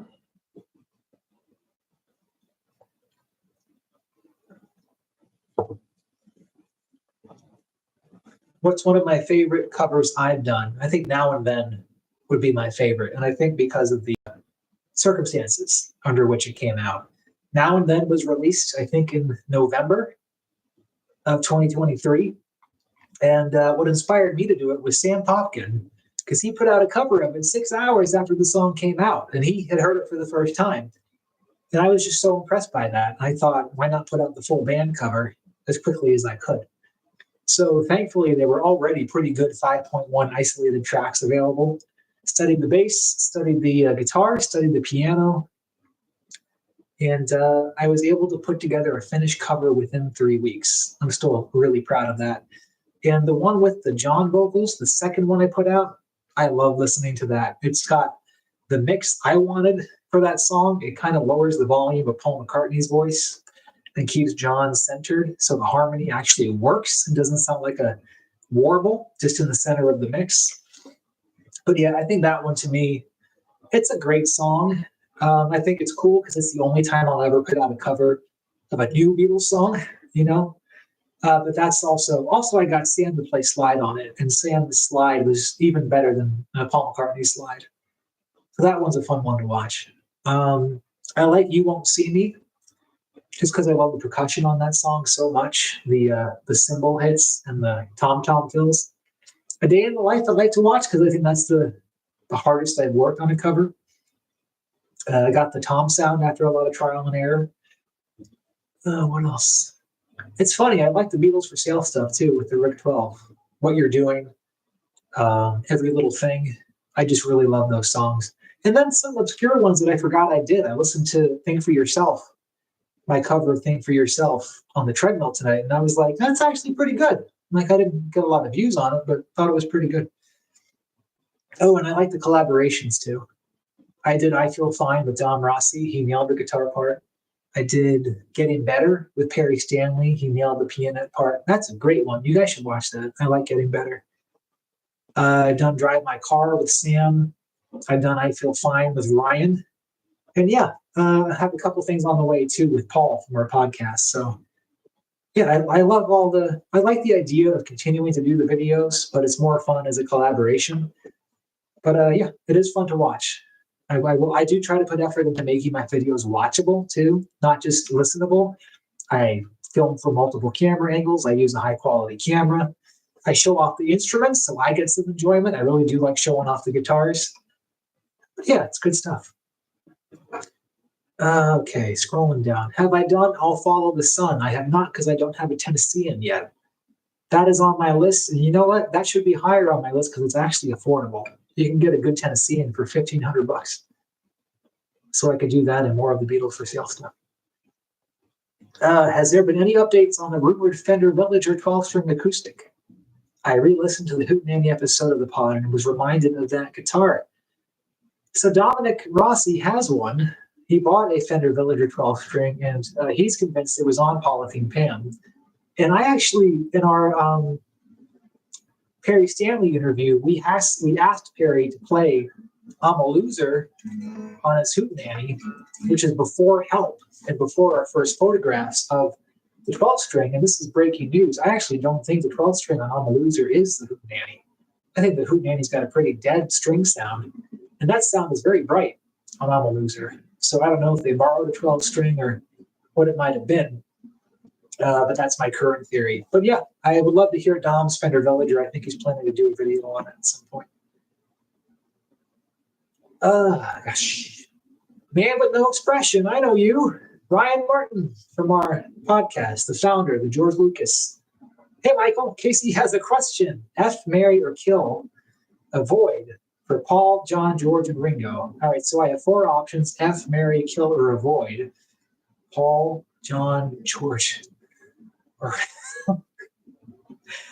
I knew that this would be something complicated coming from Casey. So I would marry Paul McCartney for his wealth. Number 1, I'd be set for life. If I don't like him, I can just divorce him, as we've seen. And he seems like a fun guy to be with. I think I'd have a lot of good experiences with him. F would be George. Quiet, Beatle, respectful, sensitive. I think he'd be a kind lover. For the most part. Wouldn't be loyal, but that night would be good. Avoid John. Guy didn't have a good ending, didn't have a lot of good luck in 1980. And, after 1966, he didn't have many good personal habits. So As much as I love John Lennon, I would avoid him. And what's left? Mary? I'd marry Ringo. No, I married Paul. I married Paul. Didn't I marry Paul? Who's left? Oh, I have to kill Ringo? God damn it. I set myself up for that. I would not kill Ringo. I'd be a polygamist. I'd marry all four of them. Casey, you're banned from my live chat. FS, do you think John is fingerpicking the arpeggios on because we're using the pick? I think he's using the pick. And I'm sorry that my sound is apparently a bit muted, but it's much easier, I think, with a pick.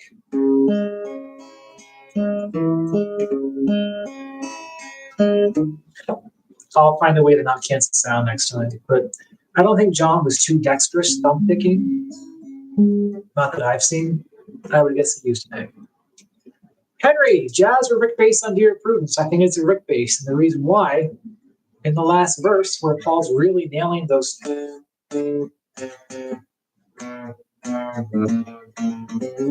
you can actually hear a metallic clicking of the mute, of the string hitting the mute. I can do it on my Rick, and I do believe that's the Rick.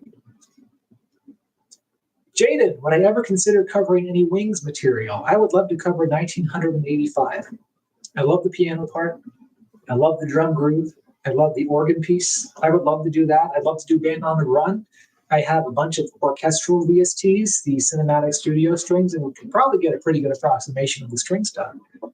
I would love to. It's not high on my list of uses of my music time, which is limited these days. But yeah, when we get a house and I can get a studio, I may do a couple solo stuff, solo songs. I'd like to hit some of my favorite solo stuff first, though, instead of just Wings. I like Flaming Pie. Any John stuff I would do? I don't know. I'd like to really get into slide and do some of the George stuff that Sam can do. But yeah, I'll do some Wings at some point. Wonderful Christmas time. Best Beatles guitar sound. And Your Bird Can Sing. The lead and the rhythm guitar on And Your Bird Can Sing are two of the most mysterious guitar sounds I've ever heard. I would guess if I had to pick guitars, I would say the leads are two Epiphone Casinos plugged into the same amp on some type of Conqueror with the mid-range loose setting.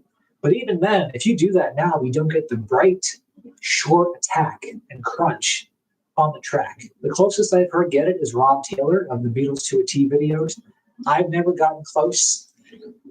I don't know, man. There is a new, not to spoil anything, there might be a new pedal coming out to simulate one of those mid-period amps that might get even closer.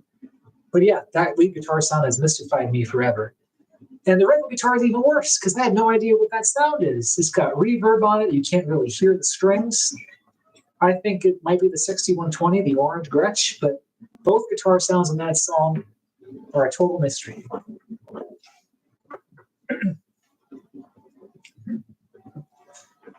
For the folks who are just jumping in now, I'd love to show off my new guitar one more time. I know folks are dipping in and out, so here's my new Rocky. Looking even more beautiful in the evening lights.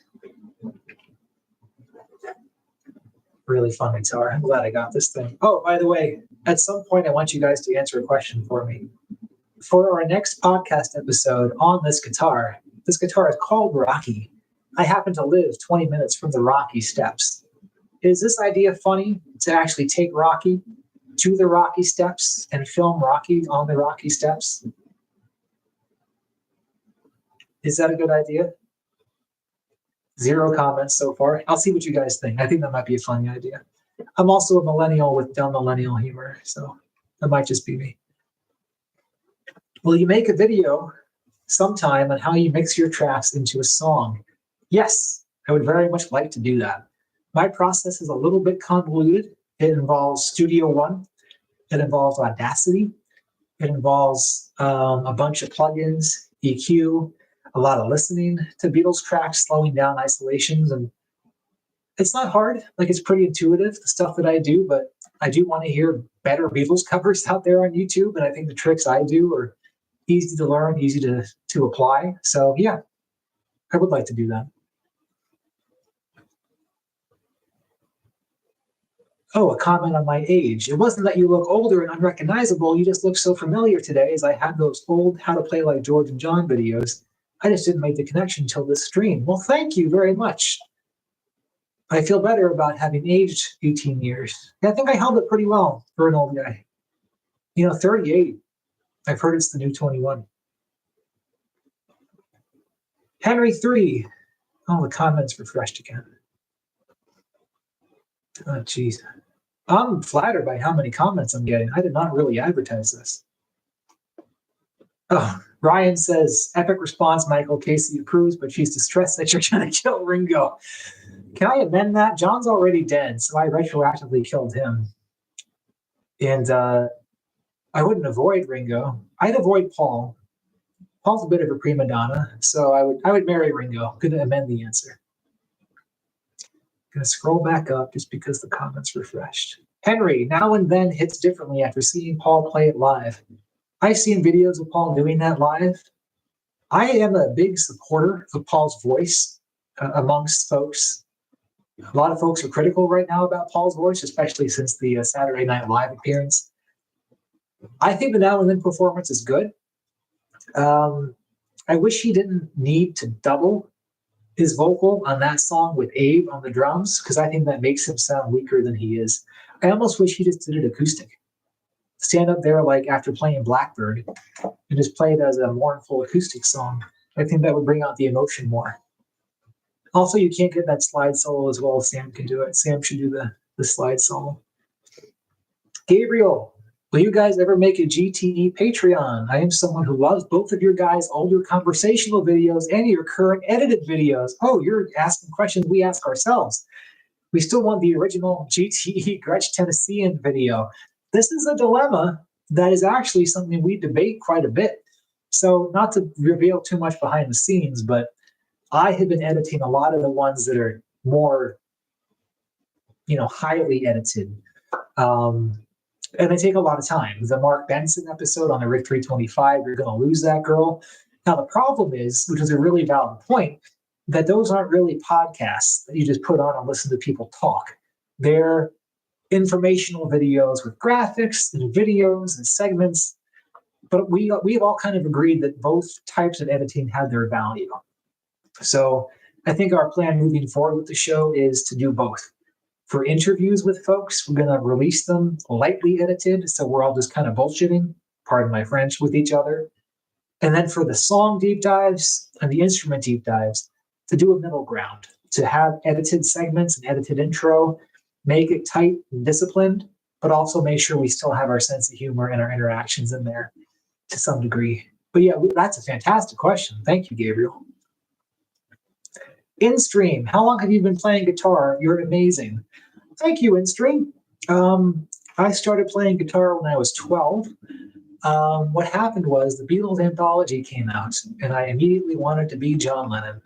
So I begged my dad for a guitar. He had a nylon string guitar that wasn't very good, and I got a beginner acoustic and got a Beatles chord book, just one of those books with the lyrics and all the chords. And I opened it up to I Want to Hold Your Hand, because that was my initial favorite song.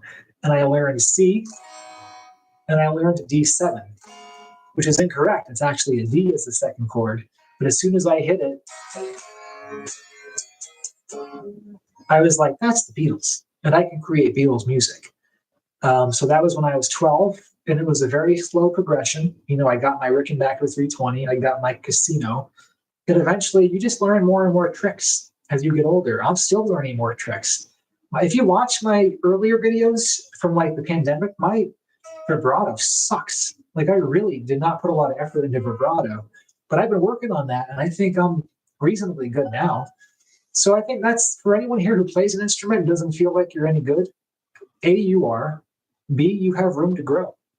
All you have to do is study, practice, and never give up.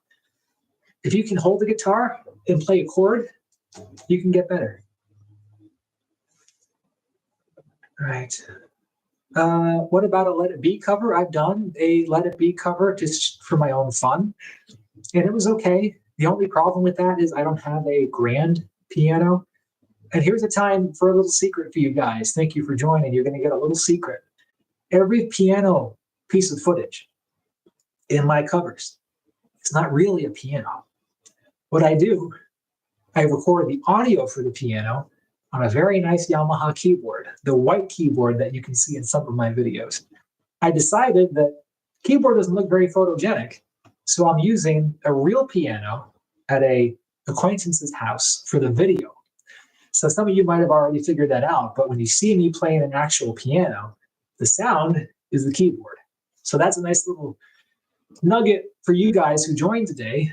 But big picture, when I did let it be, I used the keyboard. Didn't get the sound I wanted. So I'd like to maybe rent out a studio with a grand piano one day and just bang out Long and Winding Road, Let It Be, because I love those piano parts. But that's lower on my list than some of the stuff I'm working on now. Do you think there's one or two guitars on I'll Get You? We talked about this during the 325 episode. We only heard one. I think we only heard one, but we can do a deep dive one day. Oh, the comments refreshed again. Come on.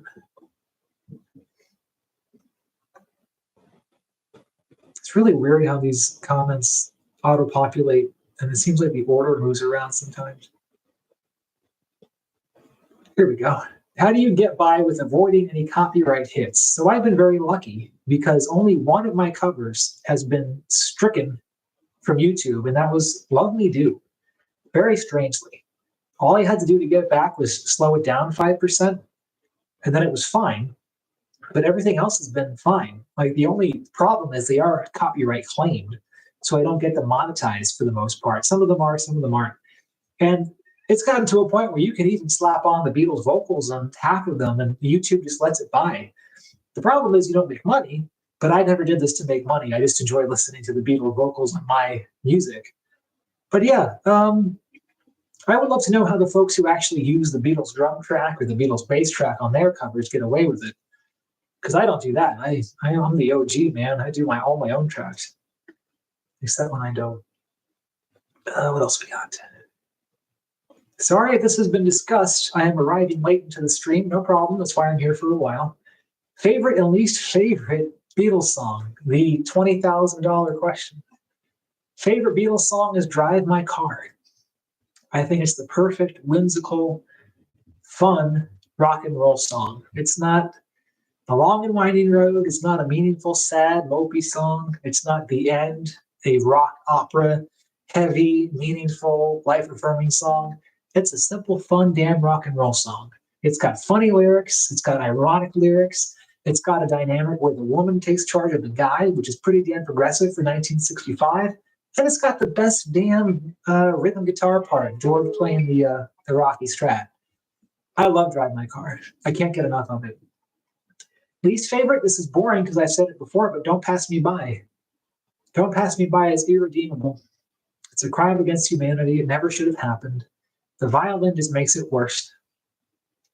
I'll stand by this till the day I die. Ringo, this is why I decided earlier what I decided in Casey's game. Did he fingerpick on Sun King, though? Yeah, John fingerpicked on Sun King. He was doing the Travis picking.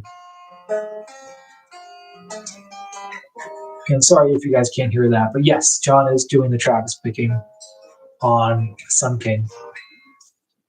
When you get a duo jet, will you go back to redo your Please Please Me songs? Yes, if I get a duo jet, another expensive Harrison guitar, the first song I would do is I Saw Her Standing There. I have an ambition, guys, to do on YouTube 2 of the greatest YouTube covers. That's my Nixon impression, by the way. 2 of my greatest YouTube covers that YouTube has seen of I Want to Hold Your Hand. I don't know what my hands are doing. I Want to Hold Your Hand, and I Saw Her Standing There. I need to get the duo jet and the 420 and just nail those songs like better than anyone has done it. I will not retire from YouTube until that happens. So yes, I would love a duo jet. I don't think I need to redo my Twist and Shout cover because the gent gets pretty close. But yeah, I would love to do I Saw Her Standing There. Ooh.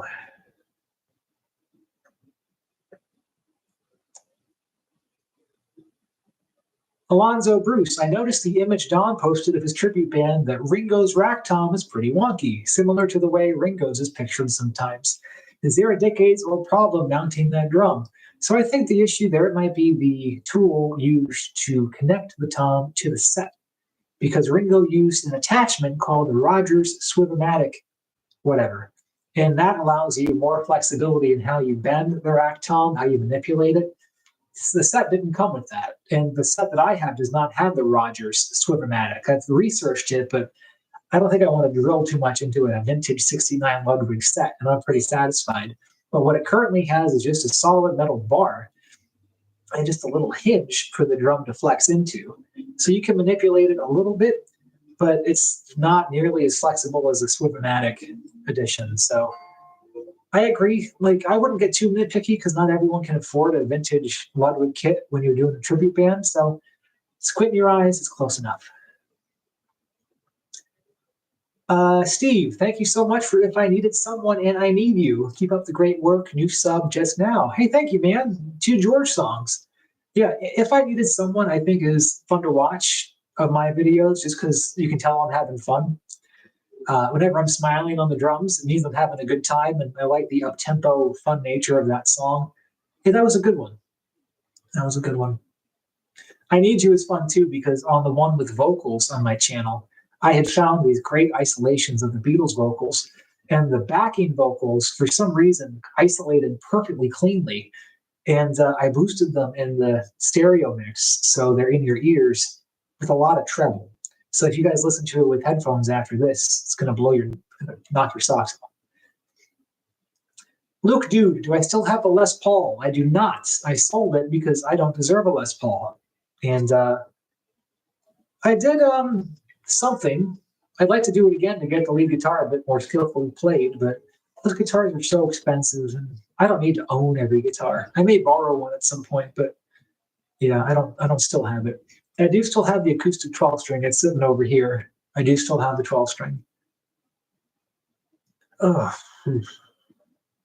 Nick, hey, Michael, any popular Beatles songs you find overrated? I don't think any are overrated. I do think they're overplayed quite a bit. Overrated implies it gets more attention than it may deserve. Yeah, it's hard to think of one. If anything, I think a lot of songs are underrated. Obviously, like the main contenders that come to mind are the Let It Be, Hey Jude, Long and Winding Road, some of the more famous ones. Oh, I know what I'm going to say. Imagine. I think Imagine has become an anthem for world peace when that was clearly not John's intention. I think John was really trying to convey a real kind of left-wing, even borderline communist message in a syrupy, poppy, feel-good song. He says that in interviews. So the fact that it's now become a global anthem for world peace naturally makes it overrated, if only because that was not the artist's intent. So I think Imagine is overrated, but not to say it's a bad song. I think it's a well-constructed song. I think it's like Born in the USA, which Ronald Reagan used as a patriotic anthem when it was not at all written that way. It's not overrated, but it is misused. What else we got?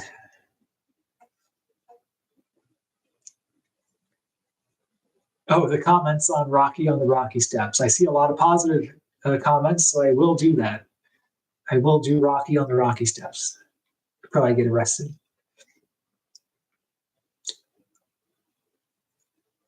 Gilbert Giles, here's a good faith question. Which session would you have wanted to observe? For me, it's the sped up and Ringo versions of Please Please Me. Which Beatles session would I want to have observed? You guys leave your answers in the comments. I'd love to hear what you guys would want to observe. We talked about this on the recent episode, the Hey Jude session, where Paul and George argued about George's guitar riffs. And we joked in the episode that I'd love to hear the guitar riffs that were so bad they broke up the Beatles. That Paul was so offended by George's riffs, the conflict started there that broke up the band.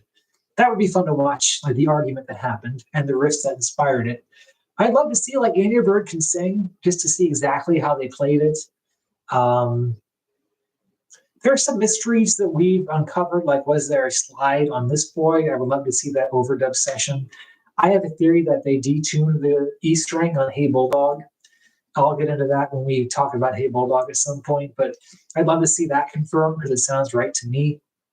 I'd love to see Ringo doing the tom-tom stuff on something, because that, having done it myself, is just so epic when you actually see someone do it. And I love watching Ringo drum. So everyone, I'd love to see every single session. And that is a terrible answer to your question because I didn't pick one. Do you think that Rocky was used for the Octopus's Garden solo, or was it the Rosewood Telly? And I think it's pretty clear it's the Rosewood Telly. Sam Popkin does it and absolutely nails the sound. And I think Abley House did it and absolutely nailed the sound. I think I found this interesting. The neck pickup on every guitar kind of sounds the same. So I might do it on Rocky if I really am itching to do Octopus's Garden. But I think it was the Telly.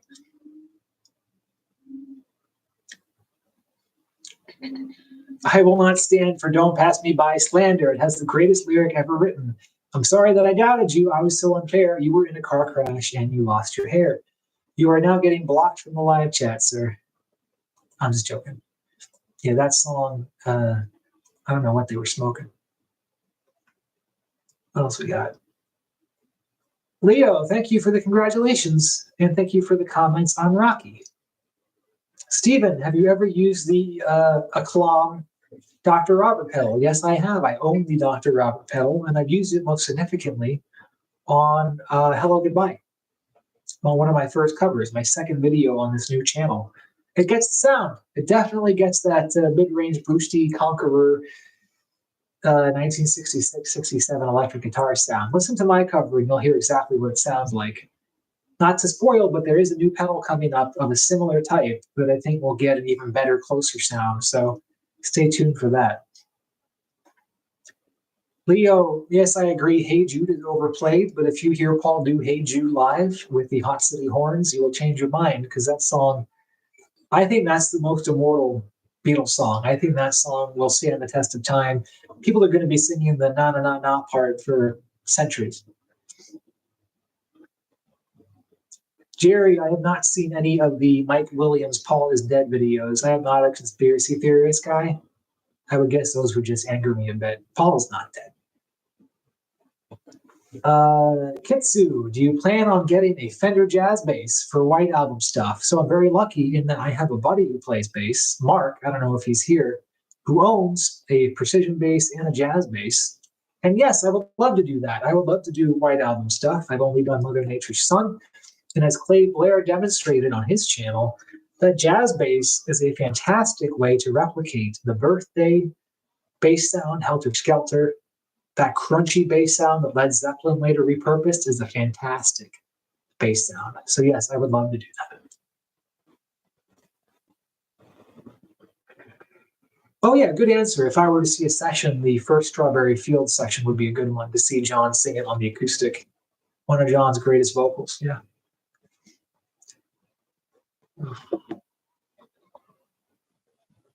Oh, Kitsu, yeah. So this Rocky, just so you guys know, this is not 100% accurate because this is a Squier Stratocaster, not a Fender.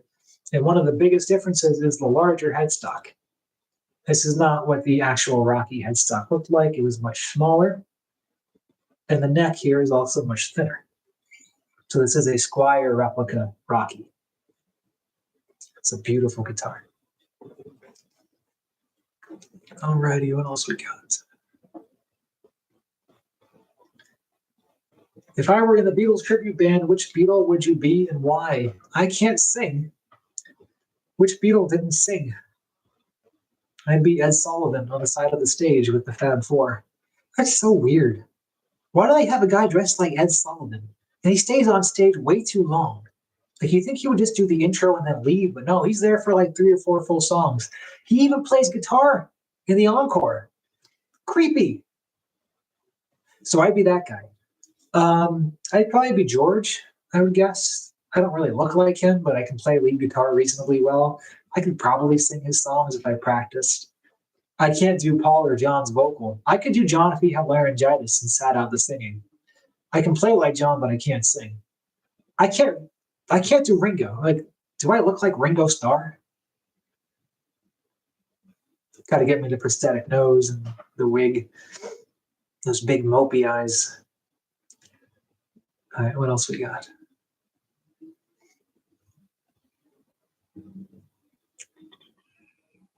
Yeah, Henry, Hey Jude in person. I think everyone here, if you still have a chance, if you see Paul McCartney is touring anywhere in the 800-mile vicinity of where you live, see him. See him now. Go see Paul McCartney. I mean it. Even with his voice the way it is, hey, I think it's fine, even if he's 82 years old.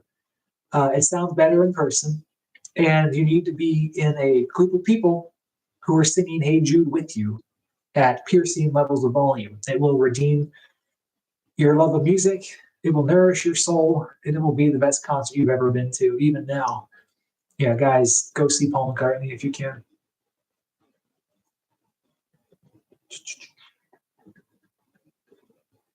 When you play I'm Only Sleeping, do you always play the C, G with the major, A major 7? I'm not sure what part of the song you're talking about, so I'll get the J160 and see if I can figure it out. Nope.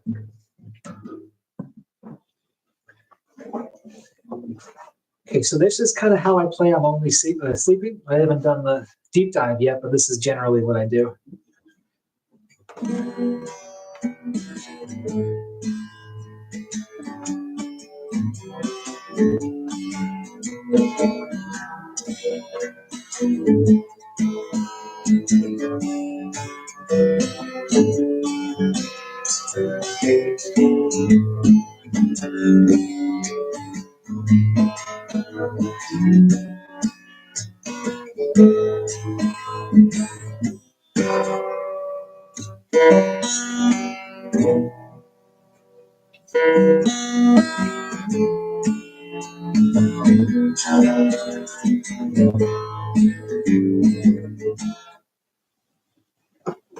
So which chord were you talking about?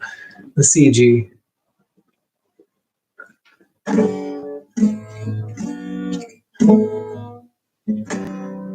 Yeah, that's what I do. Yeah, the C, G. I used to do the F added 9, but I think the C, G is correct.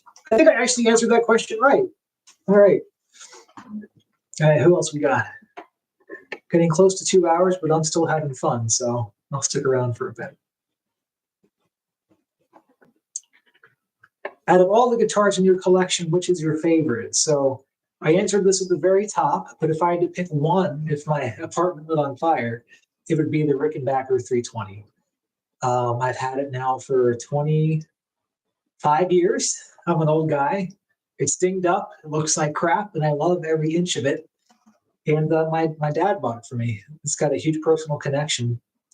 If I had to pick kind of a newer age guitar of the ones I bought in my YouTube resurrection, it would be the Rickenbacker 36012.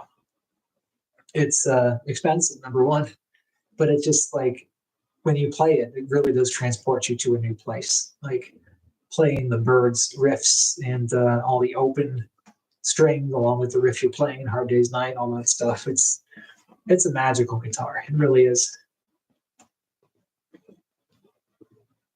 Have you seen the movie Yesterday? The scene where the main character visits with John Lennon was incredibly touching. Yeah, it was good. I thought that movie would be a little bit better. I'm not going to lie. I did like that scene in spirit. The execution, I think, wasn't ideal. That guy, Robert Carlyle, who played John, didn't sound at all like him. He didn't even sound like a John who was in his mid-70s. He sounded like a completely different person. Hello, I'm John Lennon. Hello. And that's like, they could have gotten a decent voice actor. Could have gotten Mark Benson to do it. But the idea is good. I think it's good to allow us to heal as Beatles fans to imagine a John Lennon who made it to his mid-70s and was able to celebrate all of his achievements and accomplishments. I'll be real. I'm on the TikTok. I'm with it. I'm hip, as all cool with it hip guys say. And I do see a lot of the AI stuff of like John Lennon meeting Paul McCartney in their 70s and hanging out. And 95% of it looks terrible. But I have found one or two that really have moved me. They do look like what John might have looked like now. And, if it makes you feel better, why hate on it? I saw Ringo a couple years ago and he threw a loose rag into the crowd at the end. Any comment? I would hope he was throwing one of his towels with his sweat on it, because a lot of concert folks do that. But I have heard a few stories that Ringo has a bit of an attitude, so it wouldn't surprise me. He is a scouser. But I'm a bit pissed at him because I had tickets for Philadelphia last summer and he canceled. And now we're back on tour now in Nashville just today. And come back to Philly, buddy. I want to see you. I had like seventh row center seats too. Okay, Leo, I'm going to get to your question next. I see my fiance has chimed in. This is Ari, and I think you're cute. Thank you very much. I am cute. I appreciate that. I am cute. What do I reckon was used on the Octopus's Garden sessions? There are little photos of that session. I'd love to know and just see what was going on. I think it's likely it was George on the Rosewood Telly. Ringo's on his Maple 5-piece Ludwig set, 4-piece Ludwig set.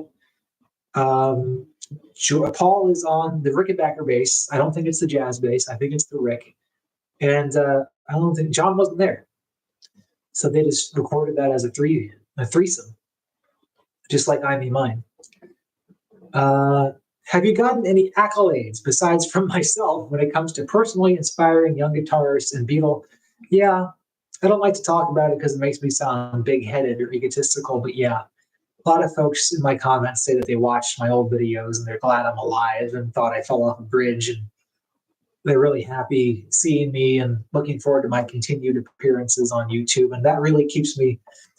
Sometimes I think that I just do this for myself and that it's egotistical to put out videos of myself playing guitar. But then I do get a nice one like that, and I'm like, oh, someone else looks forward to this, and it brings in some joy. And there's really nothing better than that. So yeah, I do get comments like that. Yeah.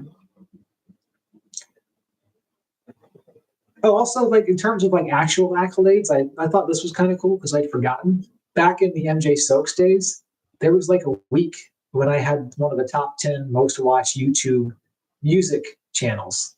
Now, this was 2008, so there wasn't much competition. But today, it's like number 10 would be Lizzo, and number 9 would be Taylor Swift, and I'd be number 25,800. But I think that's, that was the YouTube that existed back then. Videos were no more than 5 minutes long and 360p. And if you put out good content, you didn't have much competition. But that's something I always think of as pretty cool. Mm-hmm. Alfred, thank you for the nice words. Nick, what will be my first cover to use Rocky? I don't know. Maybe Flying? Maybe Magical Mystery Tour? I would love to just do the solo of All You Need Is Love if I can get the right sound, but I might need to use my Sonic Blue one for that.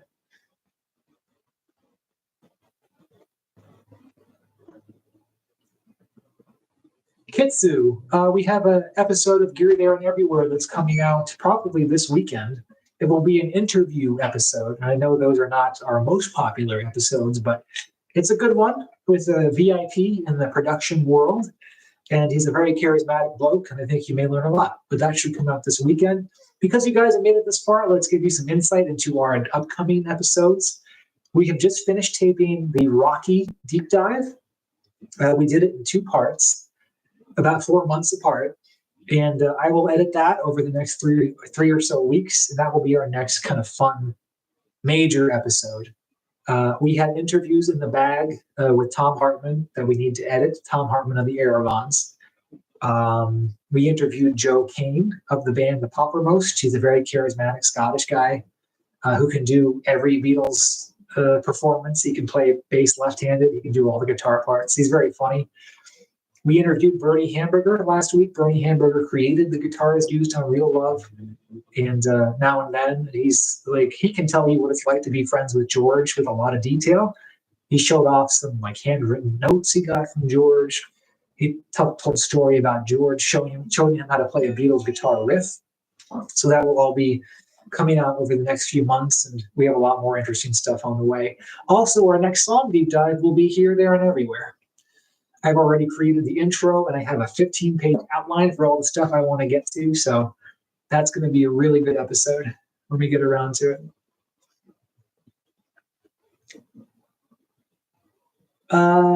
I do not write songs. I did when I was much younger. I wrote instrumentals, and I realized they were mostly just Beatles chord progressions slightly adjusted. Alfred, my dog is not named Martha. That is George, the golden doodle, the mini golden doodle, who's being very patient as I talk. 6 feet in front of him. Austin, that 325 is awesome and so cool with your personal connection to it. I agree with you on the 36012. I've had mine for 5 years. It's my favorite guitar that I own. Yeah, they put a lot of thought and love into those 36012s. And by the way, for the folks who just joined, I'm being completely transparent about how much these guitars cost. I don't think I mentioned the Rick. That was $2,500. I may have mentioned it. Worth every penny. I would have probably paid $4,000 for that because it stays in tune, sounds just like the Birds, the Beatles. And if you want to feel good, plug in Rickenbacker 12 string, put on some headphones, and just strum. It will transport you to a brand new place.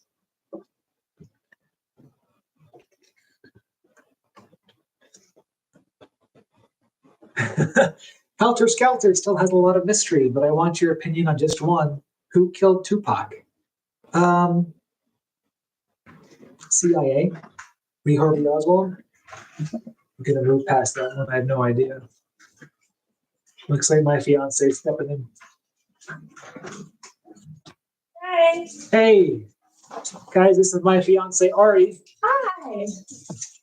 We just came back from wedding dress shopping. No, we didn't. There's no wedding dress. Did you actually get a dress? No. No, they did not get a dress, guys. Failure. But I made my mom cry 3 times. You made your mom cry? Yeah, and I made your mom cry a little For bit. good reasons or bad reasons? Both. I guess that looked that amazing. Okay. Both of our mothers cried today, so that's a win for me. What else we got? We took your mom out for food. I'm still doing this thing. Sorry. Could you make a real love instrumental similar to the one from Anthology 2? Yes, I would love to redo my version of Real Love. That was my first cover after coming back after the pandemic, and I could have done a better job with the mix, with the lead guitar parts. And we've got Ernie Hamburger now, so maybe I can borrow one of his handmade guitars for that. So yeah, I would love to redo Real Love. How did I find the right tuning for Real Love? I just listened to the track and tuned the guitar down to the actual performance. Hi, Mike. Just want to say thank you for all your instrumental covers. Really enjoyed them all, especially how you cover details of live shows and things. Cheers from Japan. Hey, somebody from Japan. We've got South America, Australia, and Japan tonight, so that's the entire globe here. We're going to start wrapping up the last few questions because my entire family is apparently here. So Rachel's leaving. she can stay. She's walking George. She'll be back. Okay. So the Hootenanny, yes, I answered that a little bit before. I would love the Hootenanny. The only problem is I've already used Perry's Hootenanny on the covers I wanted one for, but it's an affordable Beatles reissue, so I would love to have it. I have not been to Liverpool. It's on my list. I have been to Abbey Road twice. Do I think Paul is dead? No, Paul's not dead. He's alive. Is he though? He was just on Saturday Night Live. Did a great job. He's not dead. It was a sketch. On a scale of 1 to 10, how good of a boy is George? He's a 10. He's a good boy. He's very annoying. He will boop you if he wants something, Yeah, I know. and then you'll give him food. He won't eat it, but he'll boop you anyway. Take him out, and he'll come back in and boop you anyway. He's very high maintenance, but worth every penny. So he's a good boy, but a high maintenance boy. Thank you. Tears from Brazil. They're saying Rachel doesn't have to leave on our account. Oh, she just wanted to go walk George, but I think that's also an excuse for her to light up. She's going to light up, so you guys all know what Rachel's doing now. Alrighty, I think that's it. I think I skipped a ton of questions. I see, looks like a couple hundred here.